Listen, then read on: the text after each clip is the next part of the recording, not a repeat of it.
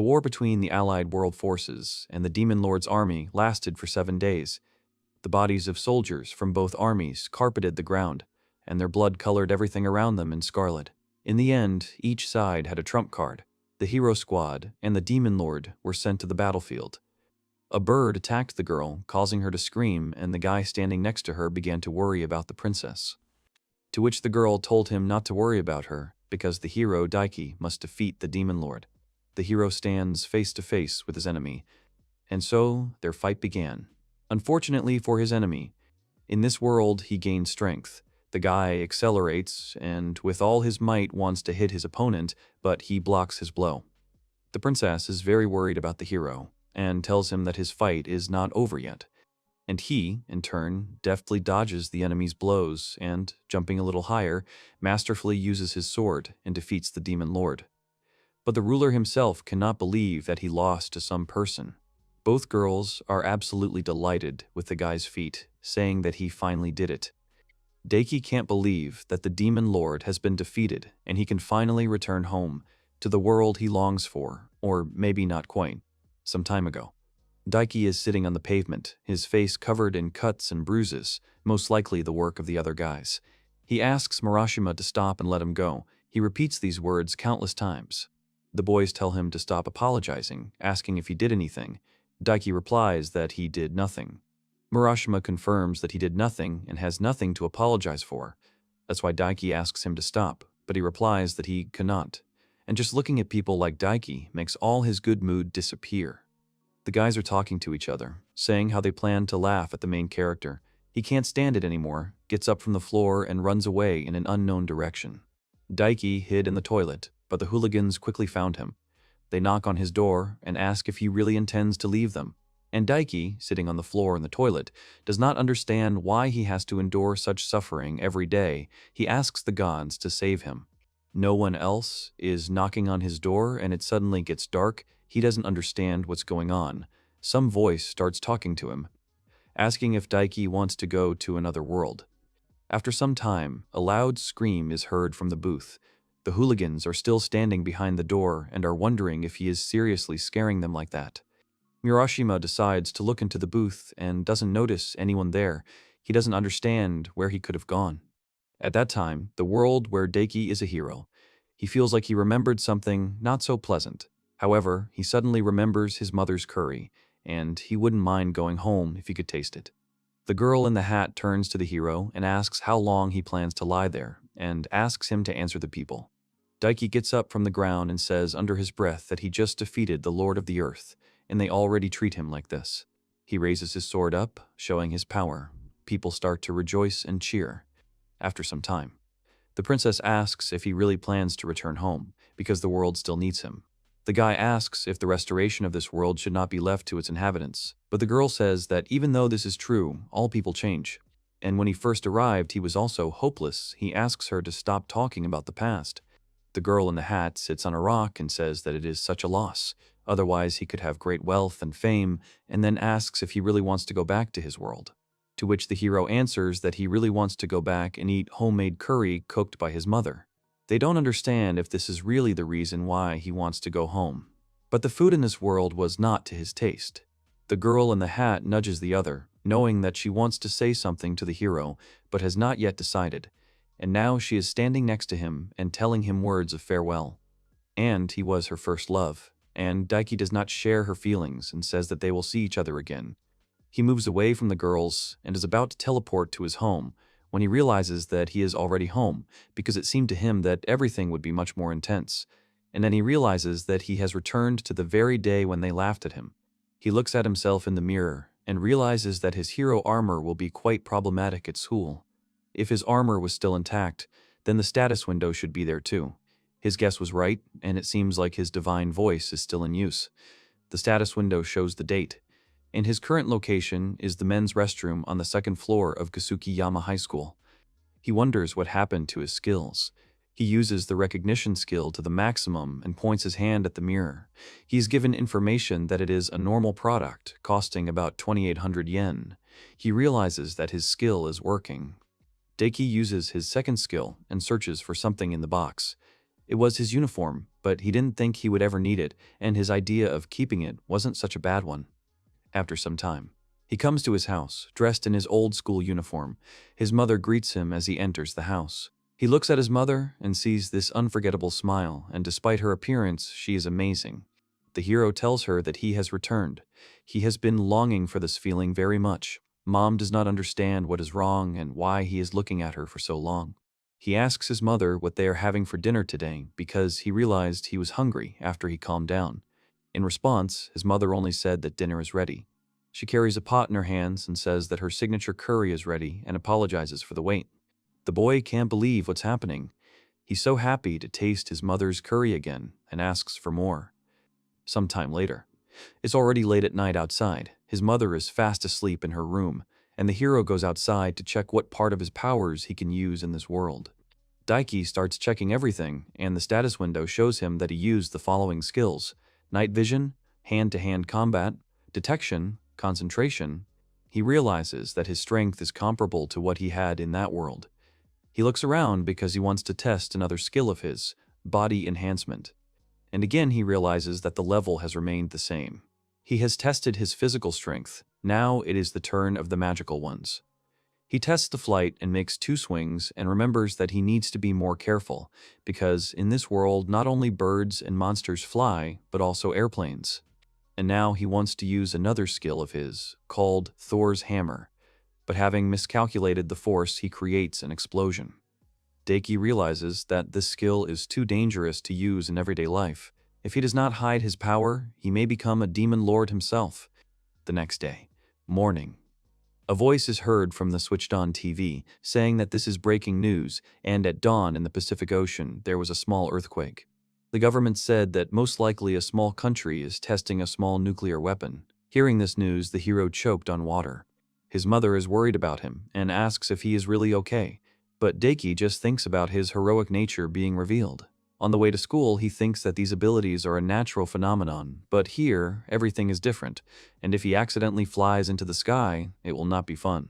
One of the hooligans who came out from around the corner grabs him by the scruff of the neck and asks what kind of force he used yesterday. But the hero had already completely forgotten about them, and they began to seem to him like small fry. The hooligans began to mock Daiki again, but for him, these blows were nothing. He doesn't understand how much longer they are going to do this, so he stands up and says that he is very sorry and will return their money. After these words, the guys finally leave him alone. Some time later, all the hooligans are in the principal's office. He asks the boys to apologize to the main character as he recorded their entire conversation on his phone. They ask him for forgiveness. Daiki takes pity on them and says that he originally planned to go to the authorities and get them expelled. He is very tired of these empty dialogues in the office, so he leaves, accepting the apology. Now he understands that even without magic, there are many things that he can use. It is true that he wanted to be reborn because of one thing. He was tired of being laughed at as a weakling. Sometime later, he is sitting in a car with a bandage over his mouth along with the bullies. Their goal is quite clear. They want to take revenge on him, so they brought him to the forest. They threatened to stab him, but he is not afraid of this, and in the past world, he survived worse blows. He endures all the blows, but all their antics begin to irritate him, so he plans to not hold back any longer and hits the hand of one of the boys. At first he found it funny, but then he realized that his hand was twisted the other way. The main character deals with each of the guys. The hooligan, barely standing on his feet, asks where he disappeared to from the toilet, and Daiki answers him that he went to another world. But the guys just can't believe it, so they rush into a fight again, but Daiki masterfully deals with them, but he went too far with one. And he used too much force, so he had to catch him, but he understands that his classmate has all his bones broken, and he uses healing magic, although he is not sure of his level of mastery of it. After some time, the hooligans wake up on the ground and do not understand what happened to them, but an idea comes to their mind to stop laughing at Daiki. And all this, thanks to the skill of memory management, he changed their attitude towards him. It seems to him that he has sorted out all his problems. He is going to regain his youth and a wonderful life. However, an unknown girl senses the hero's aura and does not understand who he is. Once he starts a new life, he doesn't know what to do, and comes to the conclusion that he can do anything based on his past. He was lost in his thoughts, but was distracted by a girl who had just entered the classroom, introducing herself as Leila Sakaguchi. From the very beginning, she tells everyone that they should treat her like a princess and that the only thing they have in common is age and school. All the kids are sitting in shock. The teacher tells her that the girl graduated from an American high school at the age of 10. She is 1/3 Russian, French, and Finnish. Daiki gets caught and realizes that she is very powerful. This girl comes up to him and says that she must have imagined that she felt a mysterious aura from him because he looks rather ordinary. She turns away from him and tells the teacher that she wants to sit at the farthest seat by the window.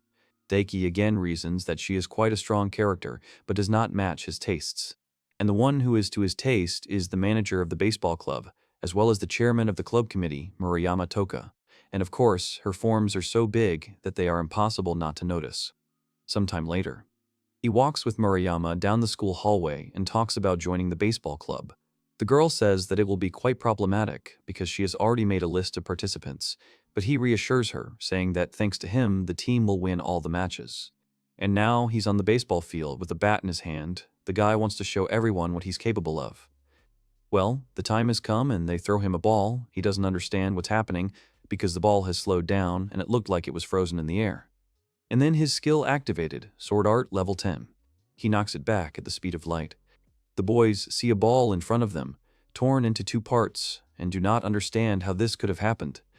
The girl tries to calm them down and says that it is a defect. On the way home, he thinks that it would be quite problematic if the skills worked on their own.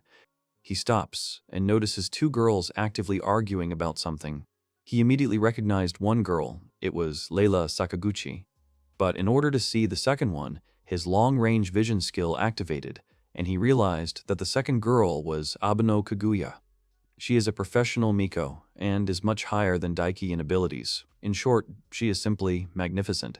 Leila shows something to another girl, and offended, she goes in another direction. Kaguya does not react to this in any way. She was about to move on when Daiki caught her attention. She grabbed his face and tried to see something. The guy didn't understand what was happening, but they were too close to each other.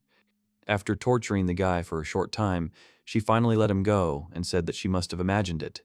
But he doesn't want to let the girl of his dreams go just like that and offers to become friends with her, to which he receives a harsh refusal. This upsets him greatly, and he uses the skill Resistance of the Mind, and this makes him feel better. The girl seemed to sense something, turned sharply to the guy and asked if he and Leila were friends. The guy said no. Everything became clear to the girl, and in response, she hands him a piece of paper with an email and leaves, saying that she is waiting for his letter. Daiki was overjoyed. After some time, he is already at home, and he can't believe how lucky he was to meet Abeno. But he is not so stupid as to hope for a romantic relationship with her. However, he hopes that he can at least become friends with her. And even if he fails to communicate with her, he dreams that Abeno will introduce him to her Miku friends. His dream is a group date with girls who have big shapes. If this wish comes true, then he will not have wasted his youth. He notices that the girl gave him an unusual email address. This is a magic circle that changes life. And yet he sent his message, trying to write everything without incident. The answer to his letter comes literally in 5 seconds. He did not expect it. The guy quickly opens the message, and his skill, Resistance to the Deadly Curse, works. But he doesn't pay attention to this and reads a letter from the girl, in which she asks if there is anyone among his relatives connected with the Imperial Guard or the agency. Daiki doesn't understand why this question was asked, but thinks that she is simply the daughter of rich parents. He replies to her letter, stating that his parents are ordinary people. As soon as he sent the message, he received a reply, and the same skill was activated again.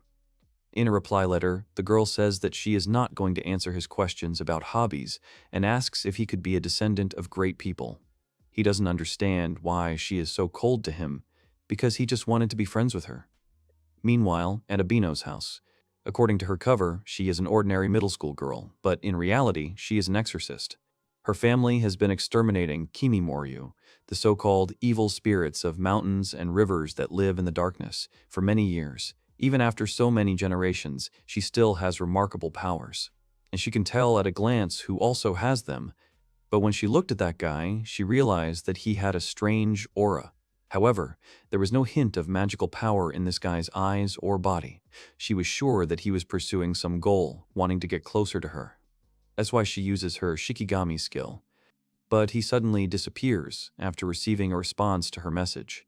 She realizes that she underestimated him and that there is something hidden behind his inept face. Daiki destroyed her Shikigami in 1 second, so she begins to treat him like a fearsome superhero. But her next move will decide everything, and she will use a combat Shikigami. But an unknown force extinguishes all the candles and throws her back from the phone. It finally dawns on her that he is a cut above her in skills, but she doesn't want to give up just like that. But before she can do anything, she falls to the floor after reading Daiki's message that he just wants to be friends. But the girl can't believe it, and she feels vulnerable, as if she was in checkmate. An hour later, in the protagonist's room. The girl does not answer him, and he becomes despondent because his dream will probably remain just a dream. The next morning, the guy is sad, because he thinks that Abeno hates him now and all his dreams are not destined to come true. He wanted to feed the cat, but it started to run away from him. Daiki turned around and saw Abeno behind him. She greets him but doesn't know what to say next. She finally decides to tell him that last night was a mistake and that he's a cool guy. He thinks he earned this title just by feeding the cat, but that's not true at all. Abeno says she's very pathetic. She has no choice but to give in, as she has shown open hostility towards him. Because of this, she asks his opinion on the matter, but the guy only says that he thought that he and Abeno were now friends. She doesn't believe that such a strong person wants to be friends with her without any reason. She wants to make sure of this and looks into his eyes. The guy thinks she wants to kiss him. With her skill, she looks into his soul and realizes that he just wants to spend time with her. The girl can't believe that he just wants to be friends without any intentions. She examines his body with her skill, and she thinks that most likely it happened by mistake, but she doesn't believe that he just wants to be friends with her. She asks if the hero is a bit stupid, to which he answers that he is more likely to be yes than no. And each of them has different thoughts. The girl thinks that he is a hero who does everything alone, and the guy thinks that he is really stupid. She'd already forgotten what true friendship was because of her situation, since everyone else saw her only as a rival or a role model. And yet, the girl accepts his offer to start a friendship. But she sets a condition that since they are friends, they will be equal. He agrees with her without hesitation and asks if she is really sure of her decision. The girl thinks that he could teach her a lot. She invites him to become pen pals so they can get to know each other better and see if they are right for each other. She wants to tell him a secret since they have become friends.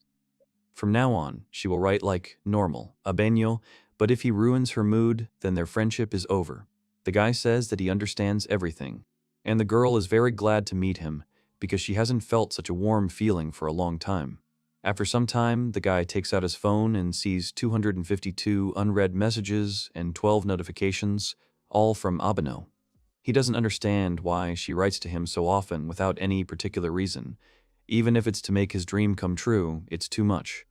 He is distracted from his thoughts by Leila's voice mocking another classmate, but apparently the guy being laughed at enjoys it, so Daiki doesn't interfere.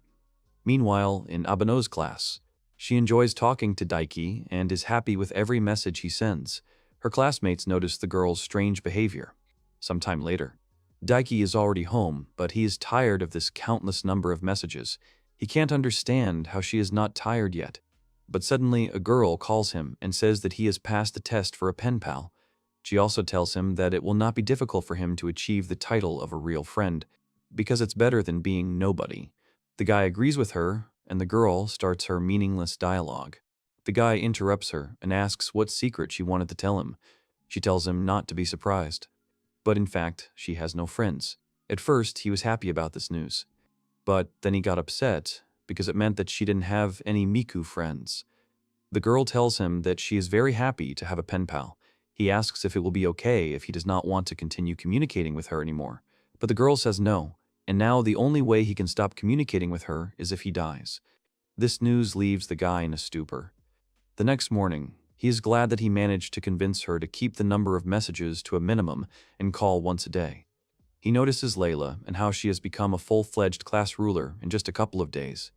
The girl is talking about something on the phone, but from such a distance nothing can be heard, so the hero's skill, all hearing ears, is activated automatically.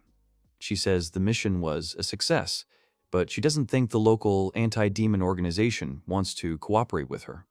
The hero does not understand what she is talking about. From her conversation, he concludes that she is one of those with the eighth grader syndrome. She continues her conversation and says that, surprisingly, the ghosts are more active than usual, and at this time the main character is killed by this tension and he cannot listen to it anymore. She's interrupted by a voice saying that he was curious about who it was, but she didn't expect to see Leila here. She can say the same about her interlocutor, Abano.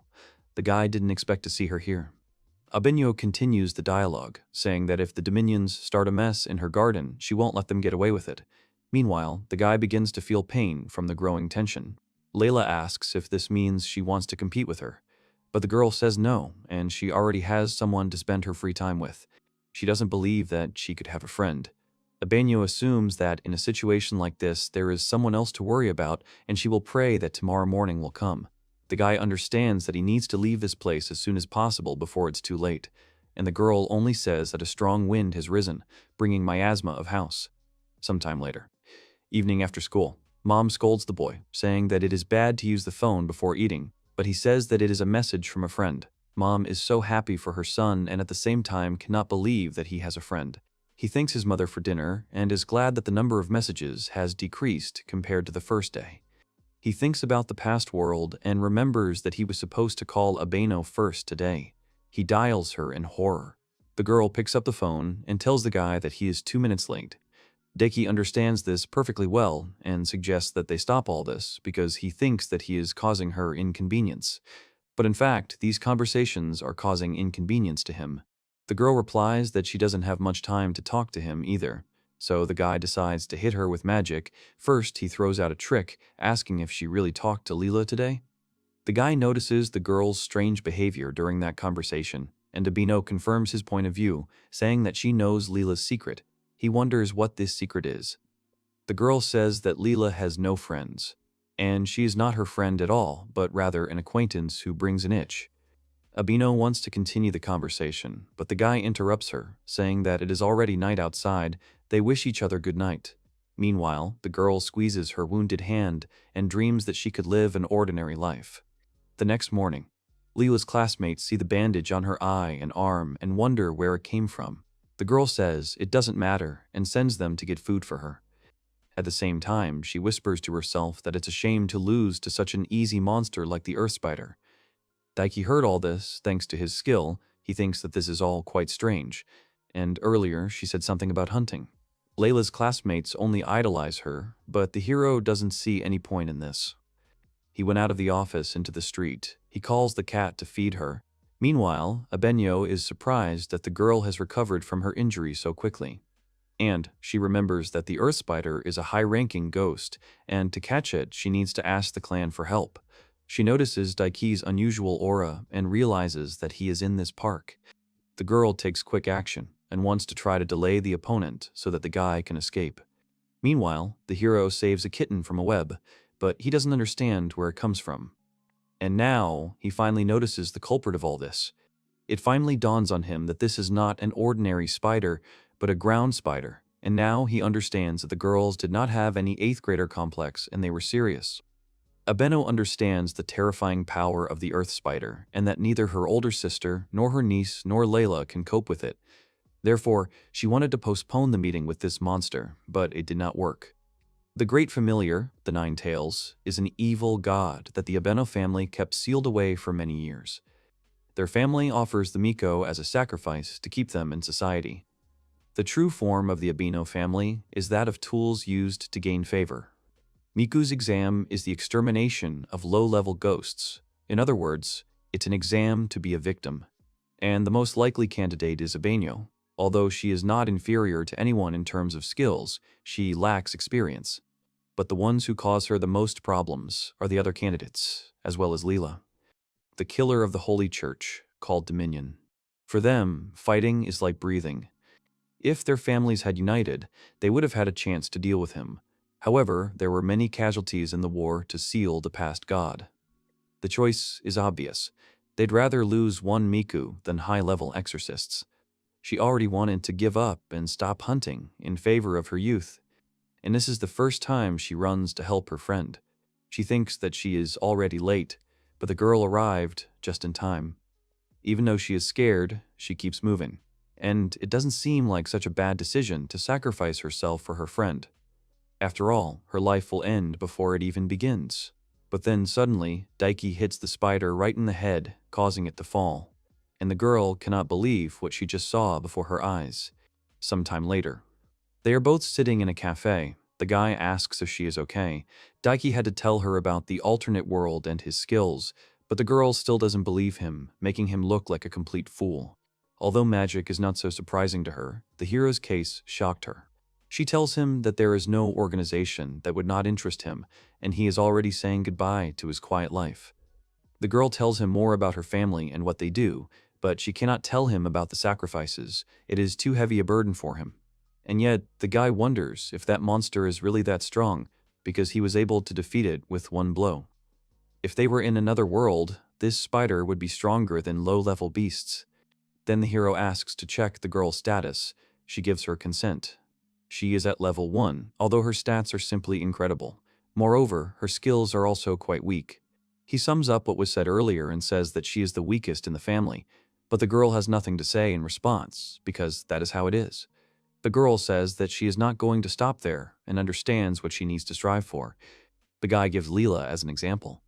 But the girl loses her temper and says that she is just pretending and there is nothing special about her. He asks her to calm down and says that fighting for the inheritance is a very bad idea. In another world, absorbing the souls of monsters makes you stronger. But after he defeats that monster, the experience points don't change at all, and there is no level up in this world. He comes up with an idea to level up Abeno in another way. The girl follows the guy and asks what they are going to do in such a place. But he just asks her to silently follow him. And if everything works out, then her level will instantly increase. She misunderstands him and thinks that he wants her to undress. The girl does so, but the guy stops her and does not understand what she is doing. Abeno, in turn, says that she misunderstood him, and besides, he secretly wanted to see her body. After hearing this, he activates the skill, optical camouflage. The girl is surprised by his masterful use of magic. He lifts the box with magic and says that she can store anything here.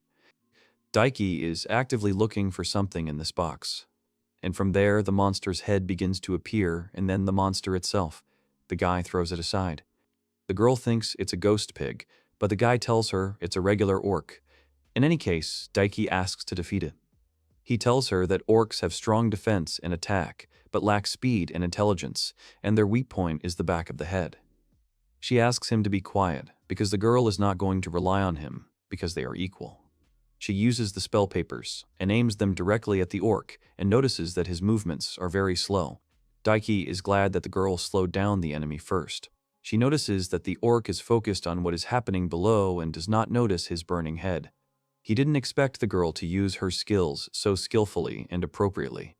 Then the hero believes that he shouldn't measure someone's strength only with numbers. Abeno utters a few insults towards the orc and delivers a decisive blow, from which he falls to the ground. The girl did everything right, and now he waits for her level to increase, thanks to the killing of the monster. Abeno can't believe that her level has increased, and she thinks it's a hallucination. She becomes aware of her own status. The hero thinks that it is because she killed a monster from another world. She wants to know what the hero's status looks like, but he avoids the topic. Then the girl's attention was drawn to the incorrect measurements of her body. But Daiki quickly calmed her down, asking if she felt any changes in her body. The girl notes that her abilities have definitely improved. The guy asks her to squeeze a stone in her hands, and it wasn't a big problem for her. And the pieces of stone flew in different directions, and the girl declares that she has long ceased to be human. Friends are talking on the phone. Daiki teaches her friend how to use her status. He tells her what skill points are, the points she gained when she leveled up. She quickly understands because it's similar to the interface in the game. She is surprised by some titles, and the guy explains to her that the status window visualizes the unique features of a person. Then the girl becomes interested in what skills she should develop. The guy advises her to concentrate on one thing to achieve a good level of mastery. She asks him for help with the choice, because it will not be possible to select the skill again, since this is not a game. The guy understands that this was instigation on the part of the girl, and then his skill, enemy detection, is activated. The girl is surprised by this because her abilities were not like this before. She figured everything out and quickly says goodbye to him. And the guy is angry at this time because the girl just hung up without even thanking him. The next morning, as he walks to school, he thinks that it's not so bad that Abino hung up on him since he didn't have to talk to her all night, and since her level has increased, he can do whatever he wants. But in front of him, he sees Leila, another weirdo, even though Abino told him about her briefly, that their organization, Dominion, has a pretty bad reputation because they sow chaos everywhere. Because he stared at her for so long, the girl thinks he wants to become her servant, but the guy has no idea what she's talking about. He also can't understand how the other boys follow her requests without question. Abino mentioned that when ghosts disrupt the normal order of things, people with weak minds break down, and people who were originally evil become even more evil. This morning, a murderer escaped from prison, and the main character must try to avoid trouble. At the same time, a policeman stops a man and asks him to get into the car if he is the owner. But the man, in response to this, takes out a gun and shoots him. After some time, Leila heard a shot and woke up. There's some kind of commotion going on at school. This scary guy with a gun comes into the classroom and starts threatening them, telling them to calm down, and if anyone tries to escape, they'll be sent straight to the next world. The hero understands that this is a typical bandit. His fighting abilities are higher than those of a newbie, but he has a gun. Unlike him, he is dangerous for ordinary students. Daiki would have dealt with him long ago, but he would like to avoid unnecessary attention. An idea comes to his mind because he can set one dangerous person on another. He hopes that Leila will lose her temper, and then his skill activates, thanks to which he can hear her thoughts. The girl thinks to herself that she does not want to attack yet, because she is sure that the police will soon intervene. He understands that she is simply useless, and it would be better if she intervened. Then the man asks all the girls to line up, and his motives are quite simple. He wants to have fun with them. This horrifies all the students, and Daiki thinks that the bandit is quite predictable. The man calls girls with big curves diamonds, and Lilu is a junior high school student, which doesn't make her happy. Daiki wants to intervene himself, but he's afraid to make things worse. Then the bandit asks all the girls to undress, and threatens that he will shoot the guys if the girls refuse. Then one of the girls agrees to his conditions and begins to undress. The rest follow her example. Only Leila stands aside, so the bandit approaches her and begins to threaten her, but the girl does not care at all about his words. He drives the girl crazy by saying that there is nothing to see there. This touches Flash where it hurts, and she takes off all her clothes. He is not attracted to Leila and calls her a little child. Then he approaches a plus-size girl and says he wants to have fun with her. He hurries her and asks her to undress, but the girl refuses. The man can't take refusal and hits her. Daiki saves her from falling, and Leila is ready to attack him. The guy calms the girl down and says that he should have stopped him earlier. He asks if the girl can get up. She does so quite calmly and is surprised that the pain has gone away. But now Daiki himself decides to stand up for his class, but no one believes in him. Then the guy decides to simply immobilize him. The bandit threatens him with a gun, but he replies that he doesn't notice such trifles. The man goes crazy and asks his name because he remembers the names of all the dead before going to bed. He tells him his name and asks the bandit to remember it well. Then the bandit asks him to say goodbye to life, and he pulls the trigger. He calculated his strength and decided that it would be better to dodge this bullet so that others would not have questions if he survived. After he dodges the bullet, Daiki uses illusion magic and tries to make him experience hell with it. A terrifying monster appears in front of the bandit, and he is distracted by it.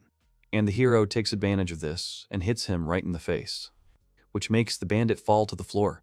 He locked him in an endless loop of suffering, and he will enjoy this nightmare for the rest of his life. His classmates are shocked by the main character's skills, and the guy only replies that he did Aikido as a child. And now it becomes clear to everyone why he behaved so confidently. Leila runs up to him with delight in her eyes and tells him that he is amazing, and she has long dreamed of meeting a master who practices Aikido. Leila suggests that everyone celebrate saving their lives. The guy, in turn, is glad that they did not guess who he really is. The guys throw him up in joy.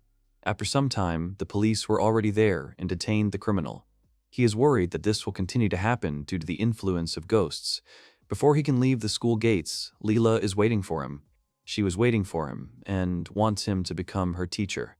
The girl says that her eyes cannot be deceived and it is clearly not the first time he has encountered this. The guy does not understand why his abilities were first noticed by Abeno and now by Leila.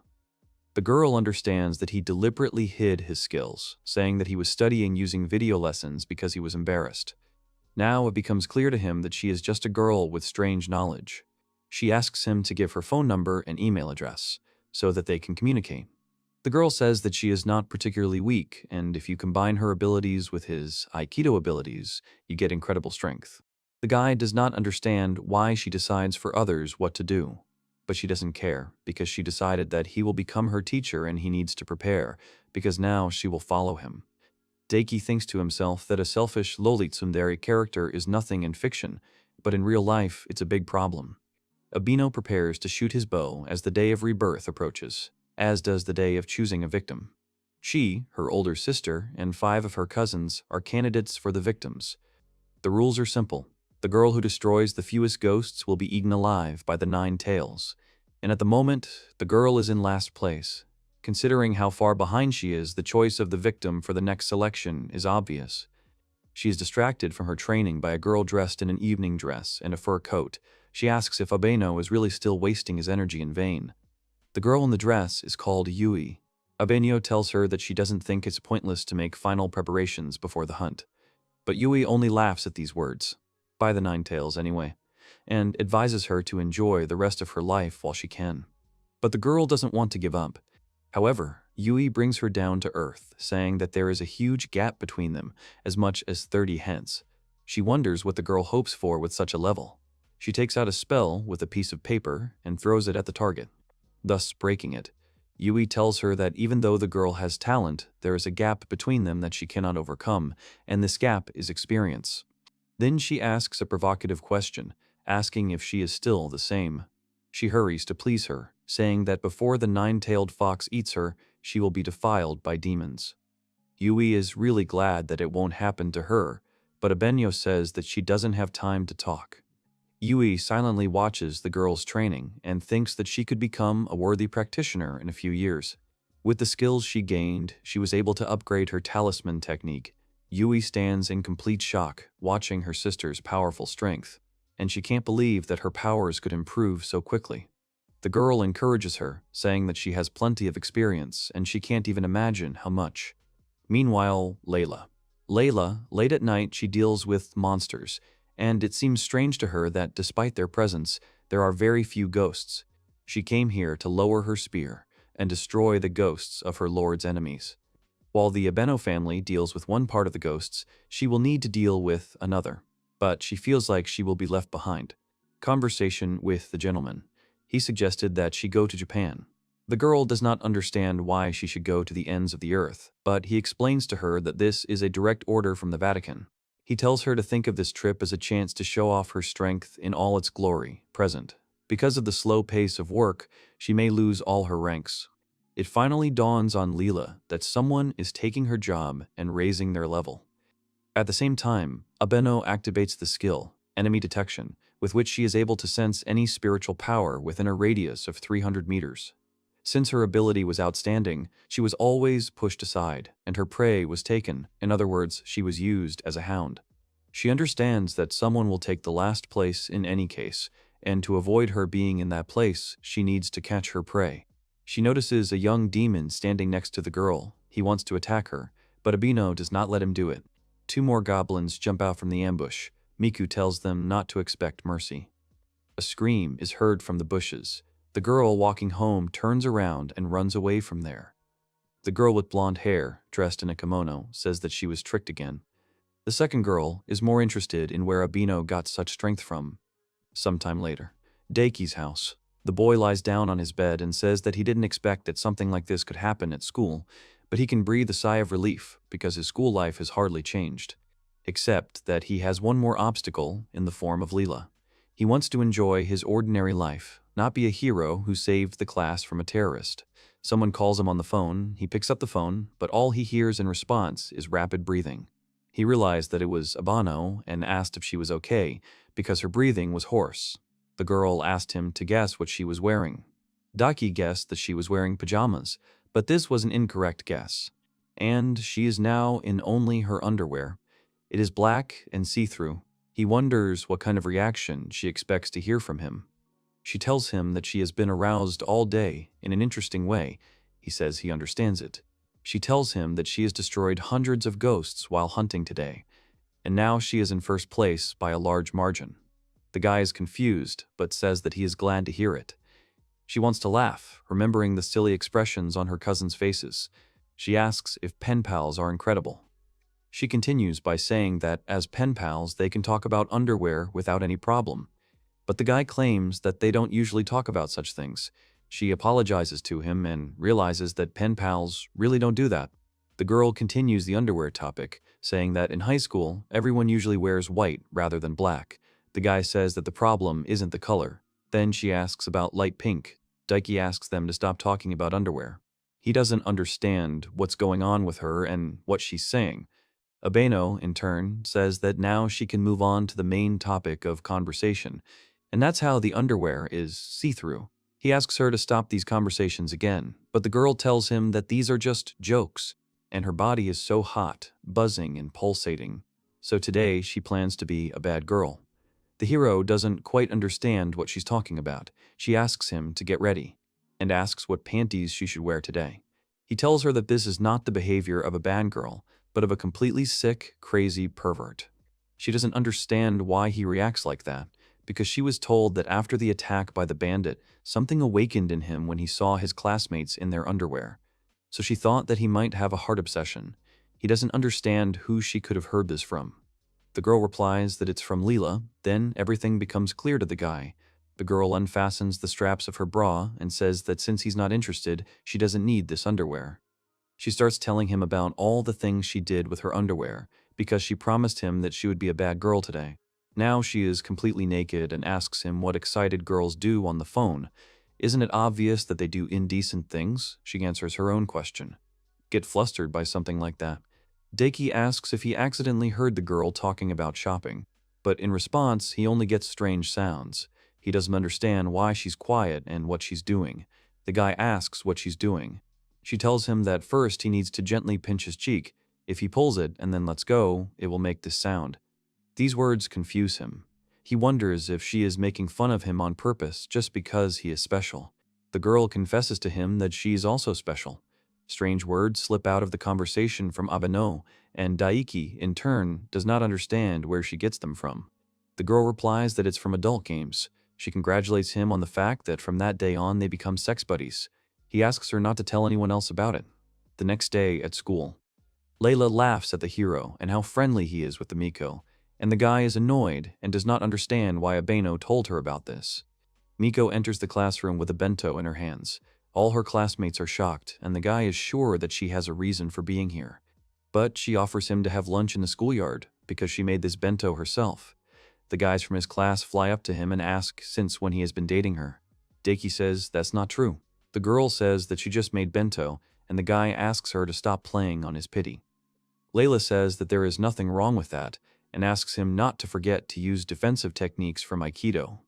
Meanwhile, in the schoolyard, he sees a huge variety of dishes in the bento and is surprised that the girl made it all herself. But the girl upsets him, saying that everything here was assembled from semi-finished products in 10 minutes. In any case, it's rare for him, so he thanks her. But she stares at him, and because of this, he can't even try the food. The girl asks how the food tastes. He says that it's quite good for frozen. The girl starts crying from these words, because she got up at 2 in the morning to make this bento, and he says that it's quite good. But the guy doesn't understand what else he should have answered, because she herself said that these are semi-finished products. She tells him that this bento was made as a token of gratitude. He says that making bento doesn't suit her character. The girl in turn says that she will now be honest in her words. Close her eyes tonight. He tells her that she did him a great favor, but the girl replies that it was just gratitude. Although she thought that she could express her feelings of gratitude if they became buddies in hookups. But the guy only says that it is not like her at all and she could tell him everything honestly. She says he saved her, but she can't repay him properly, and yet she says words of gratitude. The girl asks if he was shocked, but the guy replies that a smile suits her better. These words make the girl blush. Leila peeks out from behind the wall and says that she finally found the house where Daiki lives, and it is quite typical for this country.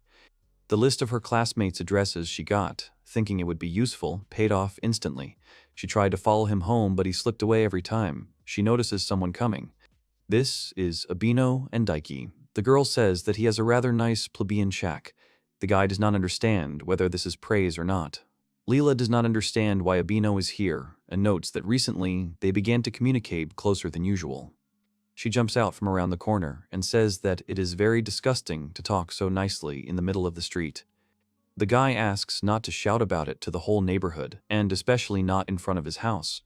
Abano says that it is normal because she came to her friend's party. Leila does not understand at what point they became friends. And the Miko just makes fun of the girl, saying that it's hard for her to understand what the word friend means. The girl explains that today the boy turns 17, so she must congratulate him. And Daiki says that she is the only one who came to this party. He spent about 3 years in that world, so he is not 17 anymore, but it is quite difficult to explain, so he just keeps silent about it. Abeno reminds her that the party is for friends only, but she will find it hard to understand since she doesn't have any. She annoys Leila more than usual. The conversation on the phone yesterday. Abeno found out about Daiki's birthday and decided that they should have a party and he should let her come. He doesn't understand how she can act so prim. Leila notices that the girl is quite relaxed, compared to how tense she was until recently. Abano asks if she really thinks so, because it is quite difficult to be alone and there is no free time at all, because she has to be on the phone all night. Leila starts to get annoyed by this conversation and how Amiko cannot understand her disgusting behavior, to which she receives in response that it is just vile envy. Leila asks if she is not ecstatic that she finally made a friend. The guy distracts them from their argument and says that his mother got excited about the idea and got ready after he said that his friends would come. Then he asks Leila if she wants to go with them. The girl is a little confused, but she doesn't want to miss such a chance. But Abeno in turn gets furious because it was supposed to be a friendly event, only for true friends, sacred to true friendship. Daiki asks her not to change the concept. Then he clarifies that they agreed that they were just pen pals. These words make her even angrier. She can't believe that he could say such a thing. Tears start to flow from her eyes. She says that even after he leveled up with her body, who would have thought that he would think of her like that?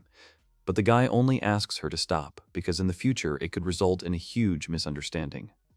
Leila realizes what kind of communication they had, and Abeno was just trying to cover up her insecurity. Leila says she wants to talk about Aikido and join the dinner, but Abeno says he won't let her, and she will decisively destroy anyone who wants to interfere with an event intended only for her. Daiki doesn't understand how everything turned out exactly, so he asks the girl to stop. The hero's mother comes out of the house and says that now it is clear why it was so noisy and what they are doing here at the entrance. She greets her son and then notices 2 more girls. Leila and Abeno don't understand who this little girl is and think maybe she's his little sister. But the hero tells them that they got it all wrong and that she's his mother. The girls are stunned and frozen in place, not knowing what to say to them. Daiki can understand them because his mother really does look young, although in reality it is not even close to the level of the usual looks young. But his mother only gets excited when she hears the word young. After some time, everyone is already sitting at the table. In front of them is a not very good-looking pasta. Then Abeno says that she is sure that he was talking about his mother's good cooking skills. Leila does not understand. Maybe this dish is alive. And Daiki, in turn, says that everything tastes the same as it looks. The girl notes that it is definitely not the smell of food, but chemicals, because they even have hydrochloric acid on the table. The guy says that his mother's yakisoba is simply deadly. The girl asks him again if she thought he said deadly. He says that yes, and this acidity is just incredibly tasty, and wonders if the secret ingredient is acid. Mom answers that when it comes to him, secret ingredients are useless here, and Leila can't believe what she heard.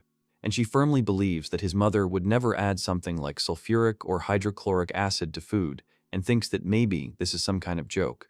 Abeno picks up the plate and tells the guy that he is very cruel and she does not like tasteless things, although it does not matter what it may be.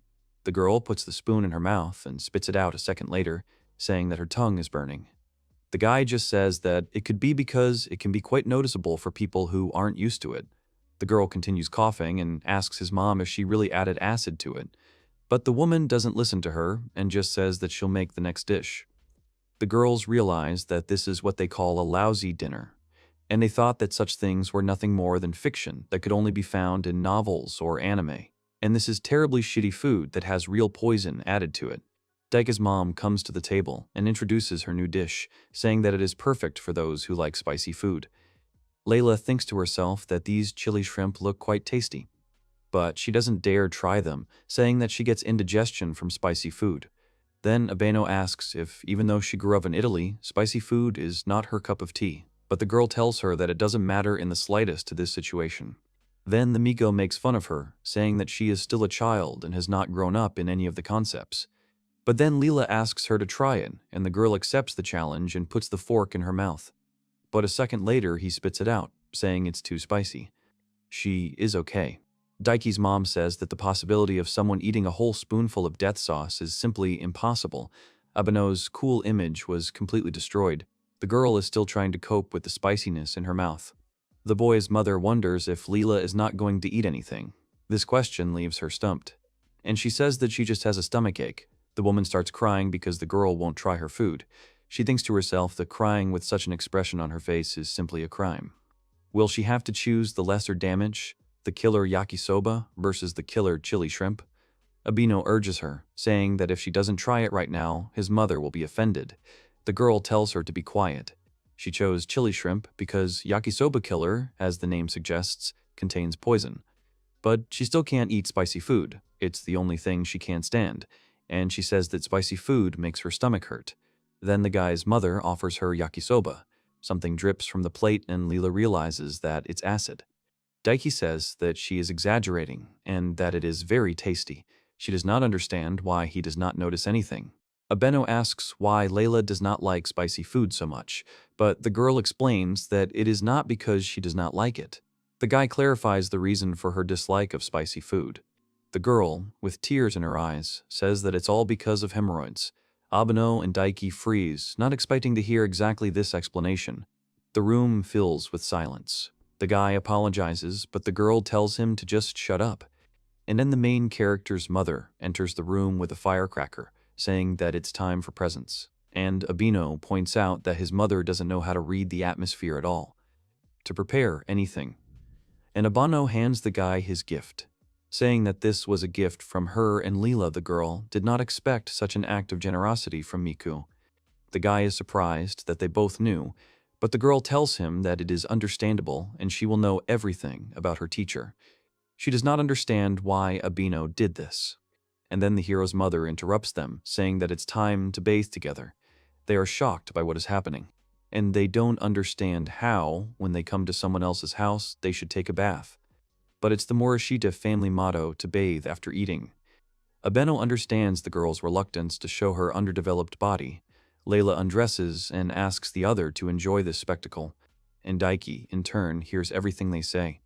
The girls notice that the guy's mom's underwear is polka-dotted, and she is embarrassed when they look at her like that. After all, she looks like a little girl, swimming quickly. Leila does not understand Miku's desire to undress quickly, because in her hometown there is no tradition of undressing in front of other people, but the hero's mother reasons and remembers that public baths have been permitted in Italy for a long time. This makes Abeno want to undress Leila even more, and as soon as she touches it, she realizes that her skin is perfectly smooth, just like a baby's. That's why the girl didn't want to undress, but Miku says that it's pretty cute and so similar to a peach. The girl also decides to touch Abeno and stands in complete shock. They said that they weren't planning on having a competition here.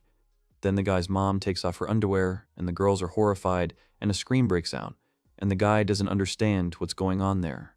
The next morning at school, the boy has no idea what happened to the girls and why they are silent. However, he is happy with the snacks left over from yesterday. A classmate calls out to him and invites him to eat bento together. Ono says that she prepared it herself as a thank you for saving her. And then he realizes that his main goal has been achieved. Having received the bento from the girl, he says that he will definitely accept it and starts eating. He puts a piece in his mouth and can't believe how great it tastes. The girl asks if everything is okay. After all, she thought that she and Abeno were dating, but the guy refutes her guesses. The girl remembers that day and how scared she was, but she felt calmer when she fell into his arms.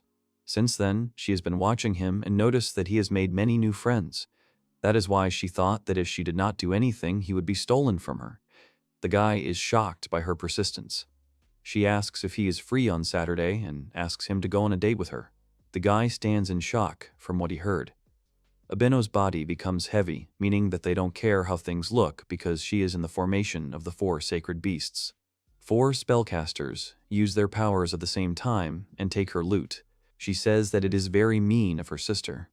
The sister says that she also did not want to resort to this method because she could easily die for them.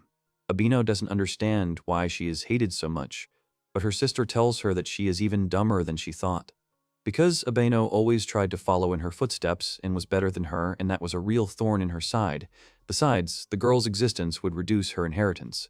She says it's very harsh on her younger sister, but she doesn't care because she's going to get a huge inheritance. The sister says that Abeno should die in the abyss of fear and despair because the 9-tailed one likes it. Over the past 3 days, she has not defeated a single monster, so she currently ranks last. The sword she holds in her hands has been passed down from generation to generation, and the girl wants to give it as a parting gift. But then suddenly her father calls out to her and says that, unfortunately, the girl will become an offering. Abeno asks if father heard that she was thwarted in her ghost catching. Father has heard all about it, and he praises his eldest daughter, saying that she tried hard. After all, the girl didn't have a chance to fight the ghosts, but their family will be safe for the next 2 centuries. Abeno wonders if this is related to her older sister's marriage, but her father denies this speculation, saying that strength decides everything. Finally, the older sister gives her heroin, saying that although the victims are forbidden to commit bad acts, she still cares about her little sister. The girl pushes her away, and because of this, the bottle breaks. The very idea that they are related by blood is disgusting to her. Before leaving, the older sister tells her to enjoy herself as much as her heart desires. Meanwhile, at school, Daiki sits at his desk and is excited about his upcoming date with the chairman. He is in the clouds, imagining his deepest desires, but Abeno pulls him out of his thoughts. She came to him not in the best mood. He asks what happened to her. The girl is interested to know what kind of relationship they have. The guy answers without any difficulty that they are just pen pals. She asks what he means by that. Daiki says that they are friends who send each other messages. The girl is not very happy with his answer, but she asks if he can spare a couple of hours for her on Sunday. His reluctance to go is written right on his face, so she decides to ask if he has any plans. He says he has already planned a trip to the cinema with a classmate. After his words that they are just friends, something in the girl's chest begins to hurt. The girl asks if this event is very important. The guy replies that it was planned in advance. She tells him that she has some free time, so she wanted to go out with him. But in reality, she just can't ask him to risk his own life to protect her, so she just says goodbye to him and leaves. And the guy tells her in response that they will see each other next week, but the girl understands that by that time she will no longer be alive. And most likely, this is the last time she sees the light. She feels that the entire mountain belongs to the 9-tailed. She thought that she was already mentally prepared for this, but apparently she was wrong. Abeno can't rely on Daiki because it would be selfish of her to ask him for help. She wants to send him one last message because they were pen pals. In her message, she asks him for help, even though she knows it looks pathetic. She says goodbye to him, but she was glad if he could become her real friend. Tears roll down her eyes. And now she has no regrets left, and she is ready to meet the ghosts. In front of her are 2 earth spiders. The girl understands that they want to deprive her of her powers and torture her to death. But she's not going to give up so easily, and will fight until the very end. Leila says that these monsters cannot be defeated alone. Abeno did not understand at what point the girl appeared here. Leila says that her mission is to destroy monsters, and she must also return the favor. Miko sees a girl with snow-white wings, a symbol of a magical angel. She reminds her that the last time the earth spider gave her a good beating, but Leila explains that she couldn't take this matter seriously while in the city, and she says that she doesn't intend to do anything bad here, and she also didn't expect to fight side by side with an Asian Miko. The girls enter the battle. Meanwhile, Daiki is with the student council president. He's having a lot of fun in her company. They walk and discuss the movie, talking about what they liked about it, and the guy thinks that the youth he dreamed of has finally arrived. He wonders why she invited him on a date. The reason was simple: her boyfriend dumped her. The guy didn't expect to hear that in response. And the girl continues to say that she plans to take revenge on her ex in the same way. She leans against his arm, and they walk down the street like that, a feeling unknown to him, and he feels all the softness passing through the sweater. The guy's phone vibrates, the girl asks who it is, but after he reads the message, he leaves the girl and goes somewhere. It was a message from Abeno. The chairman doesn't understand why he would go to her, since they aren't even dating, but he explains to her that she's just a pen pal, creepy, selfish, and persistent. He tells her honestly that she is a rather anxious pen pal, and yet the chairman understands that she is an important friend to him. And if he doesn't go there right now, he won't be able to call himself a hero anymore. The guy quickly says goodbye to the girl and goes to save his friend. He teleports to another location, and the people around don't understand what that sound was, and the chairwoman sits alone because she was abandoned. Meanwhile, Abeno and Leila. Miko asks if it's time for them to stop, but the girl replies that the fun has just begun. These earth spiders are too strong, and Leila was seriously injured. Even Dominion's regenerative abilities can't handle them.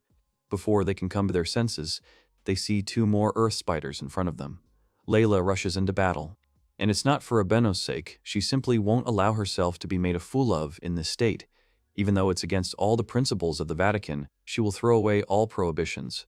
A strong light emanates from the spear. Now Abeno understands that it was not a copy, but a real, valuable relic. And now all of Leila is dressed in full spiritual armor. And she says that she will destroy all these monsters.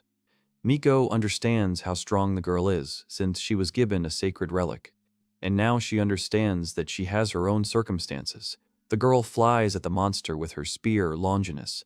She says it's easy as pie for her, but at that very moment she loses consciousness, and the monsters are closing in on them.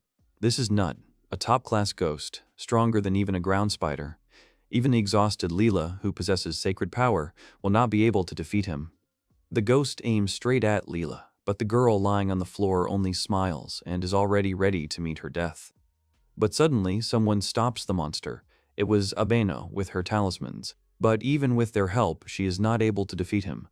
Now she is ready to accept defeat. But an enraged Leila flies from above with her spear and plunges it straight into the monster's head. He is finally defeated. The girl notes that he is quite strong. Miko says that her recovery abilities are simply amazing. But suddenly, Leila finds herself on the ground, as if someone had pushed her while she was in overload mode. Someone's voice says that it is amazing, and the trembling from deep within the girl's body becomes stronger and stronger.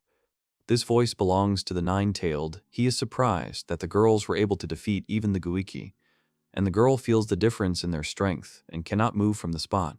He did not expect that such amazing people would exist in this era, and they deserve his praise.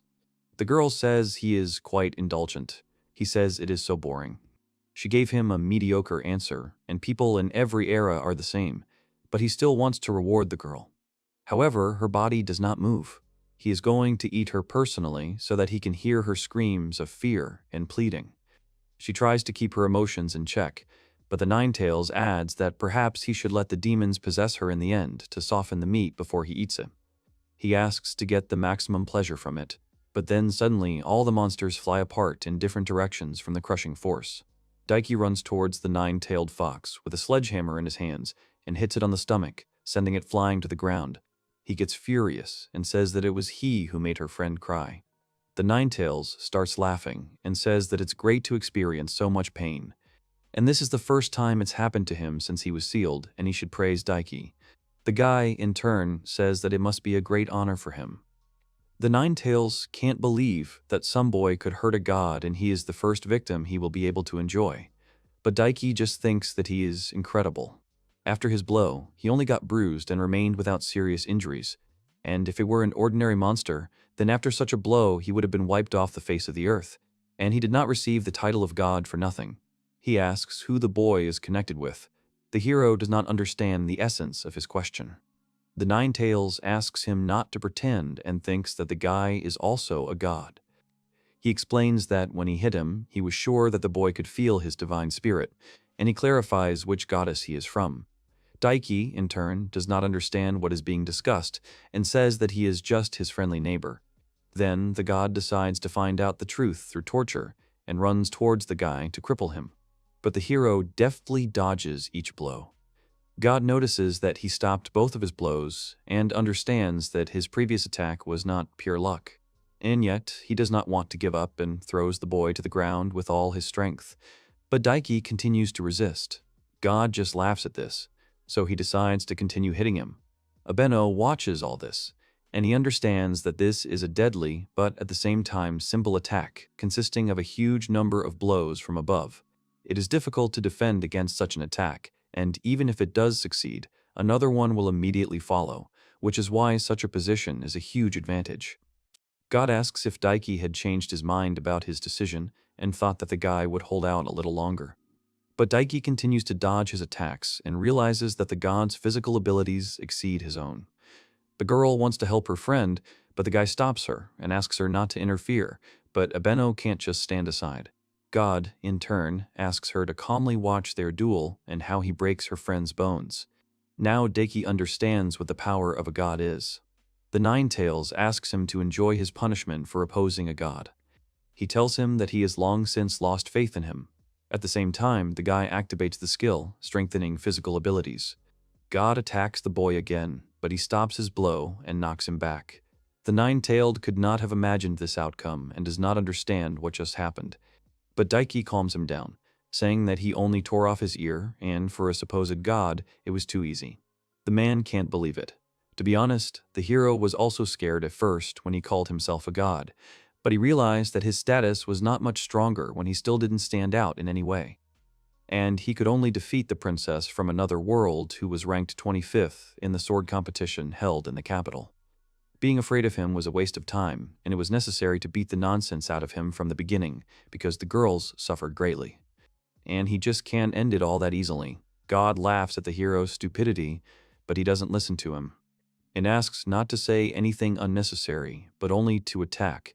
God takes his beast form and attacks the guy.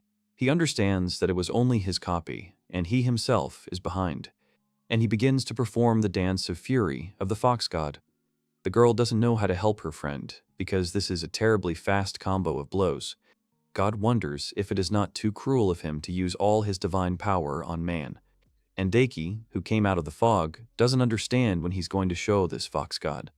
Abeno doesn't understand how he remained unharmed after such a barrage of blows. God says it's impossible. And the guy asks if he's finished and if he can make his move. Daiki disappears from his sight.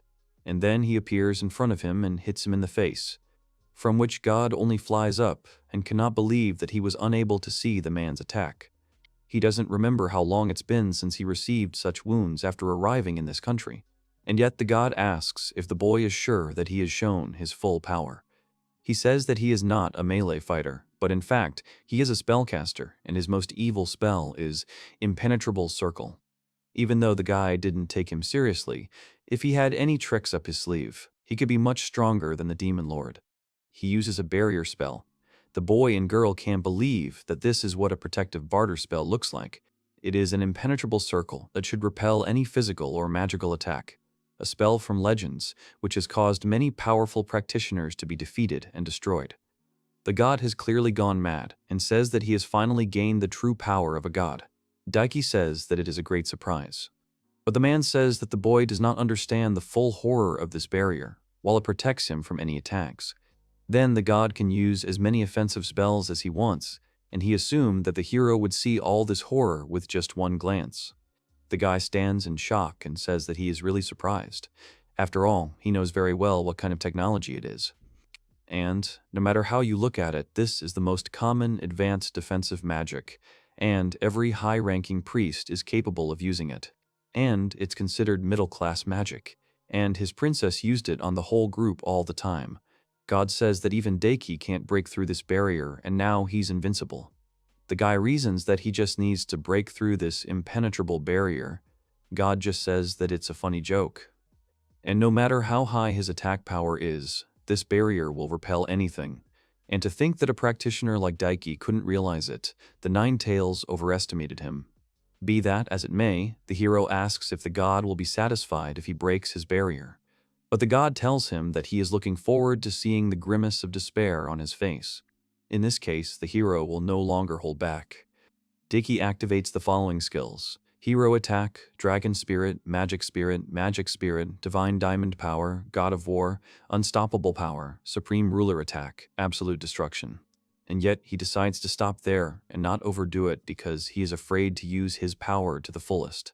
Daiki aims straight at the barrier created by God and destroys it with ease. And then he asks what he will do now. The fox god was taken aback and asked the young man in a panic what the hell that was.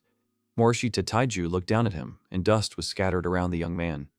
The girls were also very surprised. Morishita said that even if the fox asked, it was just a full-force strike. If he had some secret weapon, he'd better use it quickly, although he would simply destroy that weapon with brute force. The fox god said that it was impossible and that the situation was wrong. He said that he refused to believe it. Morishita replied that in fact, all of this was very possible. The man smirks and says that he must admit that the man is no match for the boy in fighting ability. Morishita puts his hands on his hips and replies that it means the foxman has finally accepted it. If he gives in and just runs around the fields and forests like a normal fox, then he will forgive him. At this point, the man got angry and asked the boy if he was really asking him to give up. He smirked and said, why would he give up when he was in such a winning position? Suddenly, foxtails appeared on him. Morishita sees the fox's tail splitting. Suddenly, a dark silhouette appears behind one of the girls. The man says that, wouldn't it be a fitting punishment for a naive knight in shining armor like the boy to see his precious girlfriends torn to pieces without any resistance? He rejoices and says that victory is his.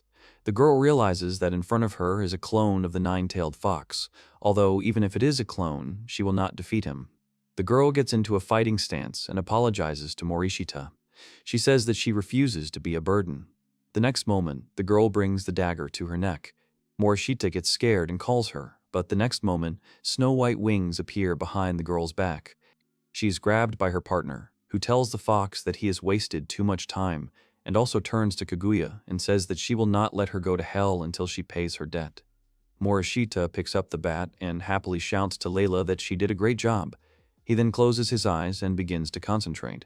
He opens his eyes and begins to attack using a vacuum cut. The next moment, he attacks the clone of the fox god.